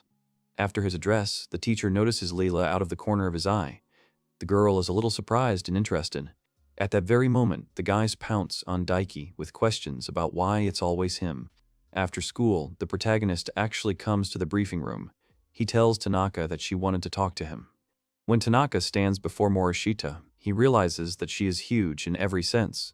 She says that she can't believe it and adds, telling him that he has a weak aura. The new teacher wonders if the nine-tailed great familiar was willing to be defeated by a student. Morishita thinks that since the teacher knows about the nine tails, then in the end it means that she is a relative of Leila. But the hero is not completely sure about this. He tells the new homeroom teacher that he's sure she felt it, but he's just a normal person. The teacher says that with the defeat of the Nine Tails, their operation has also changed greatly. And one of the goals is the need to eliminate any variables of uncertainty. And then he turns around with a menacing face. She continues to talk about independent superhumans and the like. In particular, Daiki is wary, his danger sensor skill is activated. And right after that, Tanaka Hanako makes a sharp lunge, trying to attack Morishita-kun, but he easily dodges all of her attacks. Daiki thinks about how Sensei's movements are completely different from those in the other world. At the same time, Tanaka continues to make attacks towards the main character, but Daiki easily dodges. The new homeroom teacher begins to get angry about the situation, and she calls Morishita-kuna a brat. The teacher then takes off his sweatshirt and says that to him, dodging those punches makes it look like he really is an expert in Asian martial arts. Tanaka then apologizes for taking Daiki so lightly, thinking he was just a high school student. The protagonist thanks her for her politeness, and then he wonders in his head whether she was not aware that he was a hero. And then he thinks that the new class teacher does not seem like a person who listens to reason.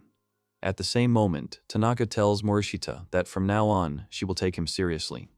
With these words, she picks up a mop and begins to attack the main character Daiki with it. The hero is surprised, but nevertheless dodges each of Hanako's attacks. The teacher thinks out loud that this is impossible, because the only one she knows who could maintain such speed is Linford. Daiki repeats Linford's name, and Tanaka responds by saying that all threats must be eliminated before that man arrives in the country. Daiki ponders that he has no choice but to talk to Hanako. The protagonist then ponders what he will do after he suppresses the new homeroom teacher. At the same time, on some stage that looked like the Colosseum, a man in a suit speaks, greeting the esteemed ladies and gentlemen who enjoy unpunished, brutal, lethal fights. The man in a suit tells the crowd that they will hold today's meeting in this underground arena. The audience is excited and thrilled about the upcoming events. The man in the suit comments that right now their master, a living legend who possesses all the secrets of the East, is coming onto the stage. He introduces this muscular man as the depraved monk Ryusai. The man who came out on stage turns out to be an old man, and while he is showing off his muscles to the audience, the commentator continues. He says that the man who came out on stage defeated the divine beast Kirin with the help of secret rituals and the fighting techniques of a sage, and this fighter is known as the elusive East. The commentator in the suit says that the one who will meet the elusive East face to face will be an assassin from the Vatican. Holy Knight, return from hell, Linford. After these words, a guy with blonde hair and a cloak goes up onto the stage of the underground arena. Questioning voices are heard from the stands, all about who the man who came out on stage is. Hearing the cheers coming from the stands, the commentator says that it is not unusual for the spectators not to know who this man is. After all, he was a complete non-entity just 6 months ago, an ordinary holy knight. However, he suddenly stood up quickly. Now the place of one of the 6 heavenly saints, who are the most powerful beings in the Vatican, was vacant, and he became his successor. These words make the fighter, called the elusive East, laugh. The commentator says that the reason he, Linford, as a respected member of the Vatican, is accepting the challenge to a mortal combat is because he personally wants to prove his strong character. The audience shrugs their shoulders, discussing the situation. There are whispers from the stands that even if they were suddenly told that this man is one of these so-called 6 heavenly saints, he is a complete mystery. The commentator speaks frankly. In his opinion, the odds are 120 to 1 in Linford's favor. So far, Ryusai has had 7 accusations brought against him by the Vatican, and all of them led to Ryusai's reign. And then he asks the audience a question, asking them if this battle will be another one-sided massacre for him. At the same time, Ryusai crunches his neck, and then he turns to Linford with a laugh, asking him if he is absolutely sure. To which the man in the cloak asks the question again, and then asks Ryusai a counter-question, addressing him as an old man, saying what he means. The muscular old man angrily tells Linford that he is a decent monk who thirsts for blood and carnage, so he tells his rival not to hope to return alive now. Linford calmly responds to his interlocutor, saying that he may be right, but that will only be possible if he loses. These words make old man Ryusai laugh, and he tells Linford that he likes him. An enraged Ryusai says that he enjoys watching brats like him, who don't know their damn place, fall to pieces with his martial sage moves. Linford laughs and tells his opponent that pushing himself too hard is bad for his aging body. Ryusai tells Linford to remain silent, as he must understand what this is. The spell is one of his secret sage combat techniques. The old man continues to say that from their people's perspective, it is a spell of powerful explosion. And the only way for Linford to go against him is to stop this spell before it starts. And then the old man adds with a laugh that the only way to stop it is to defeat him. Linford also laughingly tells his companion that this is just a demonstration for the Vatican. Therefore, he will only have to take his life after Ryusai releases his full power, so Linford promises the old man that he will not touch him until his technique is complete. An enraged Ryusai asks his opponent if he is trying to mock him, to which Linford, pressing his hand to his chest, replies that he has his sincere respect for Ryusai. Linford expresses his respect for his tenacity and the time it took him to get to this point. Linford tells Ryusai that he hasn't even leveled up yet. He says that Ryusai has worked hard to get to this point. Linford continues his speech. He says that he has some free time until Ryusai's technique is fully developed, so he asks the old man's permission to share a story with him. Ryusai activates his aura and at the same time asks Linford about the story, and Ryusai wonders if this brat really plans to wait for him to finish his technique. Linford starts to tell that long ago, or rather, only half a year ago, he was a very ordinary holy knight. Half a year ago, they, the Holy Knights, went on a mission to a cave in Antarctica known as the Fall into the Abyss. Linford says that it was there that he had to encounter a ghost, and he accidentally fell off a cliff. And a month ago, Linford finally managed to return, while he was in another world. The old man asks him why Linford then talks about some month, since he was absent for half a year. The guy grins. Then Ryusai confidently tells Linford that his opponent's words about another world are nonsense. Linford smirks and tells his opponent that his martial sage techniques would lead to a 3rd level of martial skills, and that it is absurd to think that he has already mastered his art at that level. The old man angrily asks his rival if he is done talking nonsense, and then says that he is done with his introduction before he uses his flesh and blood to make his final flower bloom. Linford tells Ryusai that it's incredible that for an old man to maintain his form with his flames, he still has to do this. Ryusai uses the sage's secret combat technique, Fire Dragon, and a large mythical beast made of flames appears above his head. The stands excitedly say that they are hot. At that moment, the old man begins to say that his rival will fly to pieces from his fire, and that his fire dragon will burn him to ashes. And Ryusai directs his attack towards Linford, who silently watches what is happening around him. Ryusai says that his techniques are one with heaven and earth, and that, so to speak, it is this world itself, and nothing can resist the logic of this world. Linford scoffs at the whole thing. The old man tells him that this is vanity. And then, directing a powerful stream of flame directly at the opponent, he tells him to repent in the other world. A giant fire dragon flies straight at Linford. At the same time, the old man smirks, thinking that Linford is too confident in his resistance to magic. And that means it's his mistake, because, in the old man's opinion, he knows nothing about this huge world. Ryusai's dragon flame is, so to speak, a plasma jet. It is simply unthinkable that Linford would have magical resistance strong enough to withstand several million degrees. To these words, Linford says that, of course, it is impossible to resist something like this with only magical resistance. And after these words, Linford activates the magic reflection skill. And to Ryasai's incredible surprise, it completely reflects his plasma stream, directing it towards the most elusive of the East. Ryasai is scared. At this point, Linford says that the magic resistance that is naturally granted to holy knights was tempered by him while on the other side, and as a result, Linford was able to further increase his skill level. He surpassed the maximum level of his skill, which was initially impossible. The old man tells him that this is absurd, because this kind of thing defies logic. And after these words, Ryusai is overtaken by his own attack. The spectators in the stands are amazed by the outcome of the battle. The announcer is surprised to see Master Ryusai instantly turn into a crisp. He says that this is a completely shocking result from the Holy Knight Linford. The current situation makes the winner laugh out loud, and with a crazy face he says that this power was given to him by the gods, and therefore now even the Vatican must recognize his authority. Ryusai, on the verge of death, speaks, asking the audience to help him, but this only frightens them more, and at that moment, Linford finally takes the old man's life. Saying that impressions are important when it comes to demonstrating, he politely asks Ryusai not to stay alive.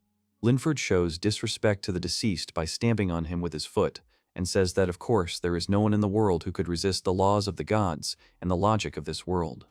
However, the winner, with a crazy face, declares that now that he has some transcendental power, he could even defeat God himself. And with that, Linford begins to laugh. Linford considers whether he should follow the orders given to him by the Vatican and cause a stir in the Far East. He understands that everything must be from there, and at these words, the image of Hanako appears in his mind. At the same time, a pumped-up girl with a scar on her eye stands in front of the main character. He thinks intently that these attacks are strengthened by several significantly softened spells, and if they were serious about expelling him, the school would be in great danger. The hero also thinks that he has no choice but to suppress her in an instant. But at the same moment, the girl opposite activates two skills, improving physique and accelerating perception. At that moment, a girl with cute bows enters the room, forcibly throwing the door open. Leila says that she thought something like this could happen, and then asks, turning to the girl with the scar on her face, whether she didn't tell her that she would only talk to the hero. Seraphina is surprised by Leila's appearance. A pumped-up girl with a serious face answers the newcomer that, in the end, she could never ignore the potential risk. These words anger Leila, so she discontentedly addresses Seraphina by name. And then, he asks the girl with the scar if she is trying to tell her now that she is not obeying her own order. These words, and Leila's reaction, cause a sense of danger in the hero. But at that moment, Seraphina frowned, and then, to Morishita-kun's surprise, she threw her stick on the floor and throws herself on Leila's neck with apologies.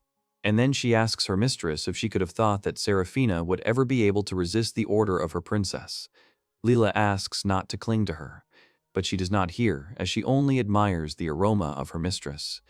This whole scene shocks the hero. Seraphina continues to speak happily, not letting go of her mistress, who clearly does not like it. She says that these last few months she has been very worried about her princess, who, according to Seraphina, lived in a country of savages, who also could not sleep at night. Morishita-kun asks Leila if she really made Seraphina call her a princess, adding that it's scary. Leila replies in the negative, and sheepishly says that Seraphina started calling her that on her own. Seraphina apologizes and says that it was impolite of her to lose her temper. She then tells the hero that she is Lala's personal holy knight, the captain of the guards, Seraphina. And then Seraphina adds with a laugh that if Morishita wants to address her as a teacher, then he should not be shy about doing so. After all, she finally learned the local language. Leila, arms crossed, asks her subordinate where the rest of the guards are now. Leila then reports to her that they are currently busy threatening the Ministry of Education, Culture, Sports, Science, and Technology. At this point, the hero seems to understand who they are talking about. Seraphina then turns to Morishita-kun and sternly tells him that she was putting the princess's safety at school first, but that doesn't mean her suspicions have gone away. At this point, Leila stands up for Morishita-kun. She tells her subordinate that she will personally verify his identity and character, and that, at the very least, there is no reason to make an enemy out of him. These words shock and surprise Seraphina, and she tells Leila in amazement that this cannot be. Serafina pounces on Morishita, asking the surprised hero how he could have entered into a man-woman relationship with such a modest woman. And these words make Leila exclaim that it is not so. The protagonist then asks Serafina in surprise why she adores Leila so much, despite her being her boss. Serafina is angered that she received this remark from such a selfish guy, and then thinks hard about Morishita's question. After which, Serafina says that she believes that her affection is probably hard to understand for someone who doesn't know the circumstances. And then she asks Morishita if he wants to hear a little story. She asks if the listeners are aware that they belong to an underground organization called the Vatican, to which they respond that they are more or less. The Vatican is an organization that is divided into different ranks, such as the Holy Knights, Dominions, Faction Elders, and the 6 Heavenly Saints. The Holy Knights are at the bottom, and the 6 Heavenly Saints are at the top. Leila is in the Dominions, in a special funeral department to combat violence. Serafina continues that they, the Holy Knights, are the lower classes of society, disposable tools that can be replaced endlessly. She says the Vatican is not the only power existing in the shadows. There is the Witchcraft Society of America, the Hermit Association of China. All sorts of powers compete ruthlessly every day. Serafina then asks Morishita-kun if he has heard of the underground arenas in Hong Kong, to which the protagonist replies in the negative, and then asks Serafina who she is talking about. She says that these are places where people with perverted interests gather. The objects on which they bet are people, animals, monsters. Under the dark looks of those listening, Serafina continues, she says that this is an elegant scheme for finding pleasure, a battlefield for everything. And what's more, such places to the underground forces, according to Serafina, will become a suitable place not only for business, but for them to be able to demonstrate their power. Morishita ponders, asking if this is a show of force, to which he receives the answer that it is. After all, no matter how many ghosts you fight, as long as they can't appear in public, it won't bring them any publicity. However, in the end, it is just a show, and no organization would throw their top-notch fighters into such a fight. Because, according to Seraphine, the loss would be immeasurable if they lost one of their precious superhumans. However, the Hermit Association is a different matter. They station their top-notch warriors there to boast of their invincibility.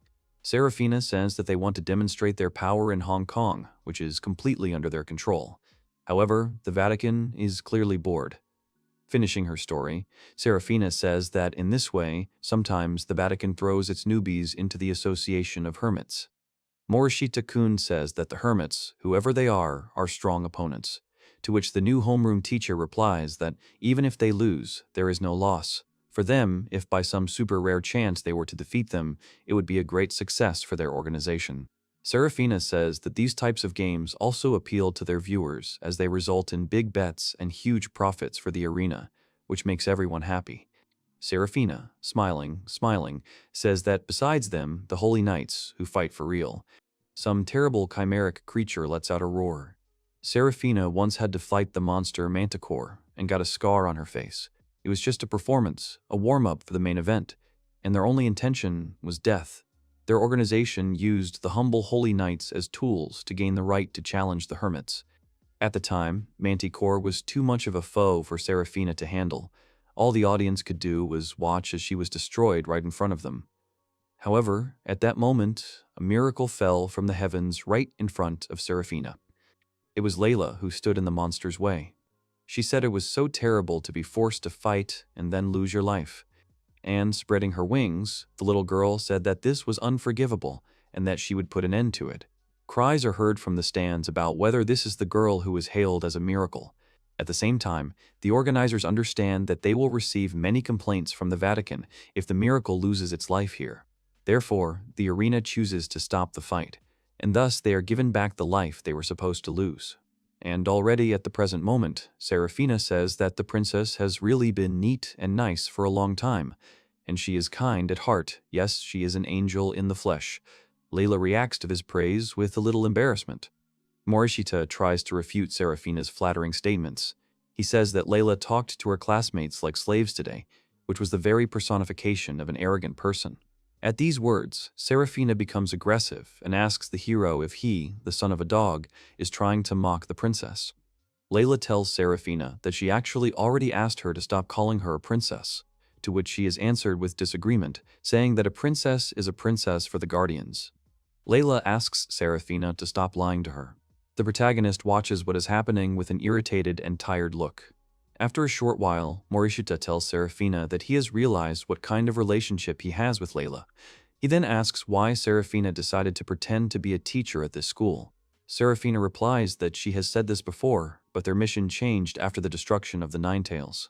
But Leila doesn't let the new teacher finish. She makes a remark about her talking too much, and Serafina immediately shuts up, saying how could she be so persistent.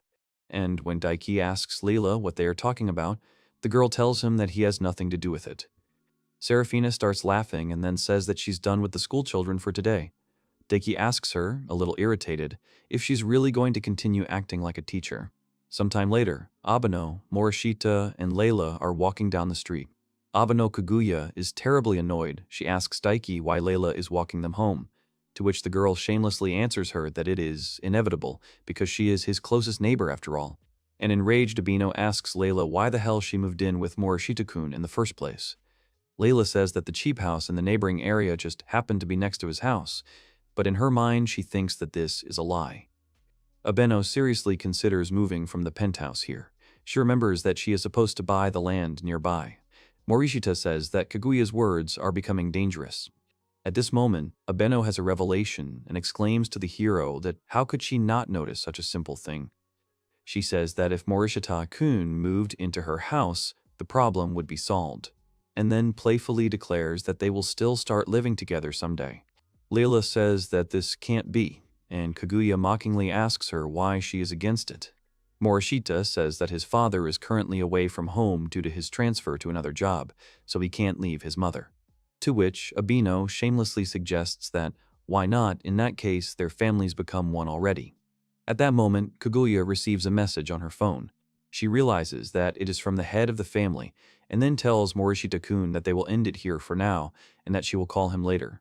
And Leila thinks that if Daiki and Abeno lived together, he would begin to distance himself from her, Leila, more and more. Morishita notices the noise of the wheels towards them, and the hero manages to carry Leila and save her. This truck crashes into the wall. The situation raises a lot of questions for the heroes. Serafina gets out of the truck. She apologizes to the princess for keeping her waiting. Leila reacts with a little surprise, saying that it was Sarah and her gang of losers. This reaction greatly shocks the hero, and he reminds Leila that she actually just almost got hit. But now, Daiki remembers the words about losers, and just then Serafina commands someone in the truck, saying, "Come on, get this into the house."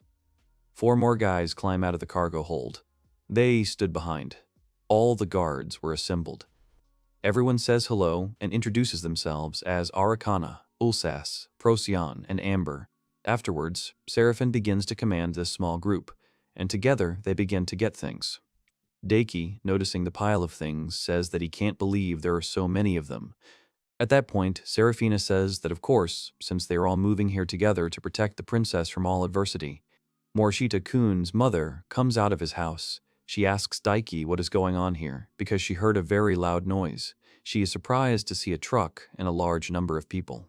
Serafina, seeing Morishita-kun's mother, approaches her, introduces herself as Tanaka, and says that she has recently become Daika's homeroom teacher, and that from this day on they will be neighbors, and hopes that they will get along. Daika's mother thinks that since Leila and Serafina have the same hair color, it means that they are related. And then he thinks about marriage and grandchildren, since Leila's family is moving to the neighboring house. Morishita says it's too early, and also expresses his expectations that his mother isn't making this up. And then she offers people standing on the street, as a sign of decency, to try some soba. Sometime later, Morishita met with Abeno. He asks her if she is angry anymore, to which she replies that she is not angry. Morishita says that it's just that a classmate moved into the house next door, but he still doesn't understand why Senpai is angry about it. Abeno says that, of course, she'll be angry, to which Daiki tells her that she feels like she's going to explode. Kaguya recalls that this Tanaka and the Guardians are simply Leila's bodyguards. Daiki tells her that something like that was said. Abeno says that then perhaps that is true. And then Kaguya suddenly tells Morishita that she wants to stop their countercalls. Daiki asks her what happened. Abeno says it's because of the head of the family, adding that they are so serious and irritated there now, she calls it a problem. She says that her father was protecting the national treasures to begin with, and she stole some and sold them. She thought they wouldn't notice, but it seems she was wrong. So now she was forced to do the annoying job her father used to do, sealing rifts, when it was more like resealing them. Daiki tells his interlocutor that he hopes there is nothing as dangerous as the nine-tailed fox this time, to which Abino assures him that it is just a seal update, nothing more. She says that it is something like a caretaker at a festival. Kaguya says it will only take a couple of evenings. Starting today, she needs to renew the seals at 3 temples. She will just need to stand in front of the arch, that's all. The heroine thinks it's a piece of cake. The hero asks his senpai what will happen if she fails to do it. Leila says that then there will be an earthquake measuring 7 on the Shindo scale, and the entire surrounding area will be destroyed. In addition, the evil spirits of the rivers and mountains will burst out of the earth to conquer the entire world. Hell will descend upon the earth. And Morishita, frightened, asks her interlocutor if this is not bad. Abeno Kaguya says that this seal has not been broken for 7 centuries. And it will not be just her. The head of the family will assign a couple of exorcists, so everything is fine. In the girl's opinion, it will look like she is just a beautiful, dressed-up temple servant. Daiki tells his interlocutor that it is good if this is true. Morishita seriously tells the girl that there have already been cases where she kept silent about important things, so the protagonist does not want this to happen again. But the hero suddenly stops speaking as his senpai sweetly hugs him from behind.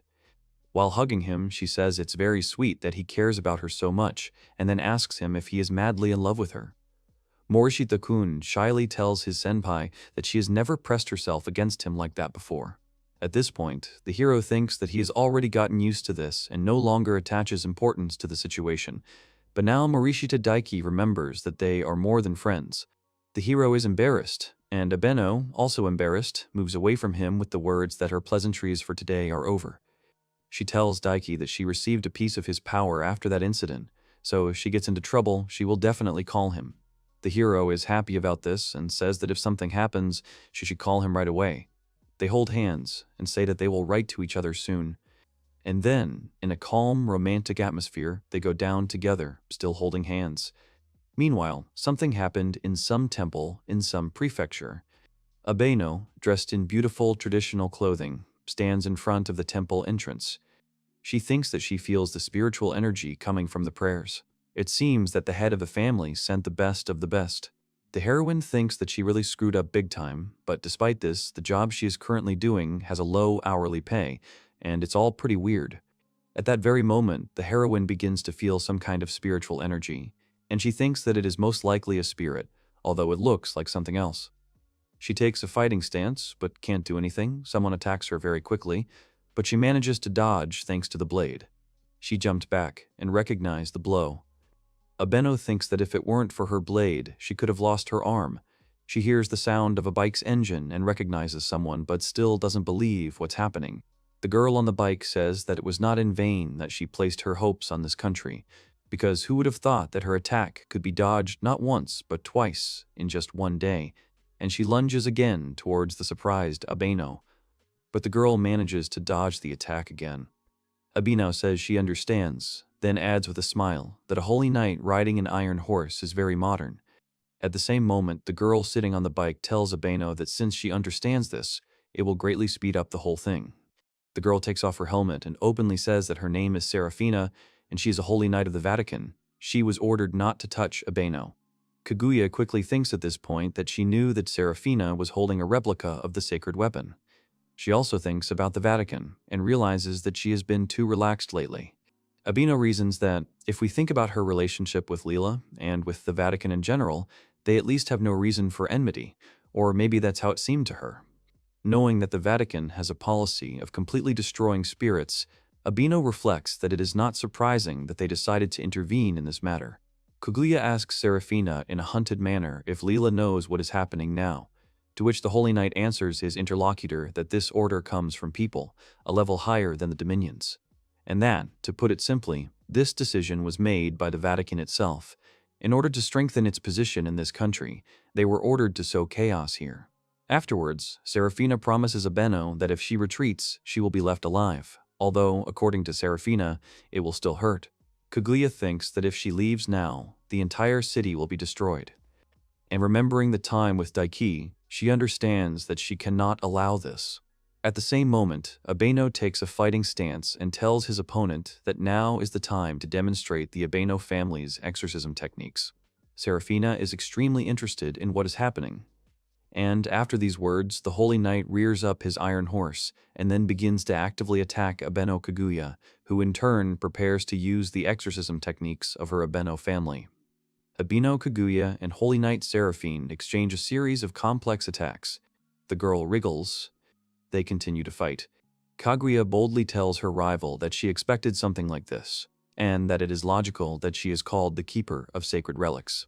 At the same time, Serafina speaks with difficulty, admiring the style of the Abeno school, that she did not expect Kaguya to reach such heights. The girls again exchange a series of complex attacks. At this point, Serafina wonders how it happened that their taijutsu is on the same level, and then Serafina thinks that considering the difference in their weapon skills, Kaguya is much stronger than her. She is disappointed with her conclusion.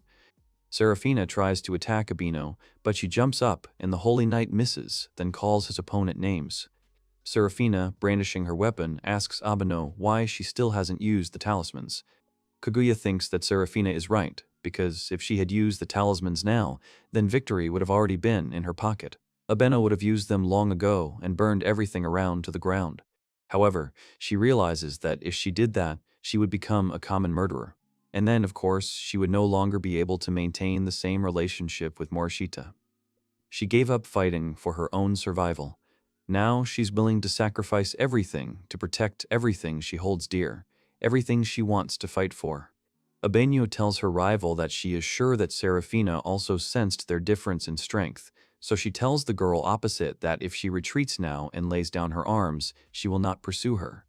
To which Serafina replies that they are guardians, and that she dared to look down on them. And then, swearing by God, Serafina says that it is impossible to defeat them. Something is approaching them, and Abeno is confused, realizing that it is the enemy. She was wounded. They surround her, and Serafina says that they should have started with the fact that they are a team of 5 people, the so-called Cell of 5. Serafina turns to one of her allies and asks about the situation there, to which Arachne tells her that it looks like there were some superhumans in the Shinto shrines as well. She thinks about something. She suggests that maybe she should just spray the deadly gas there. These words greatly surprise Abeno, and Serafina, laughing, says that now everything has changed. What a turn. Serafina tells Kaguya that it turns out that she is the only one left now. However, according to Abeno, they both do not want to give up. Serafina absolutely agrees with this statement. At that very moment, Arachne, Alsace, and Ember attack Abeno Kaguya from different sides, who is sandwiched between them. She sighs heavily, trying to brush off the attacks of her opponents and covering herself from them with her hands. After a few moments, Abeno Kaguya begins to realize that the situation she is in is very difficult for her. She thinks that if this were a duel, the attacks coming at her would feel completely different.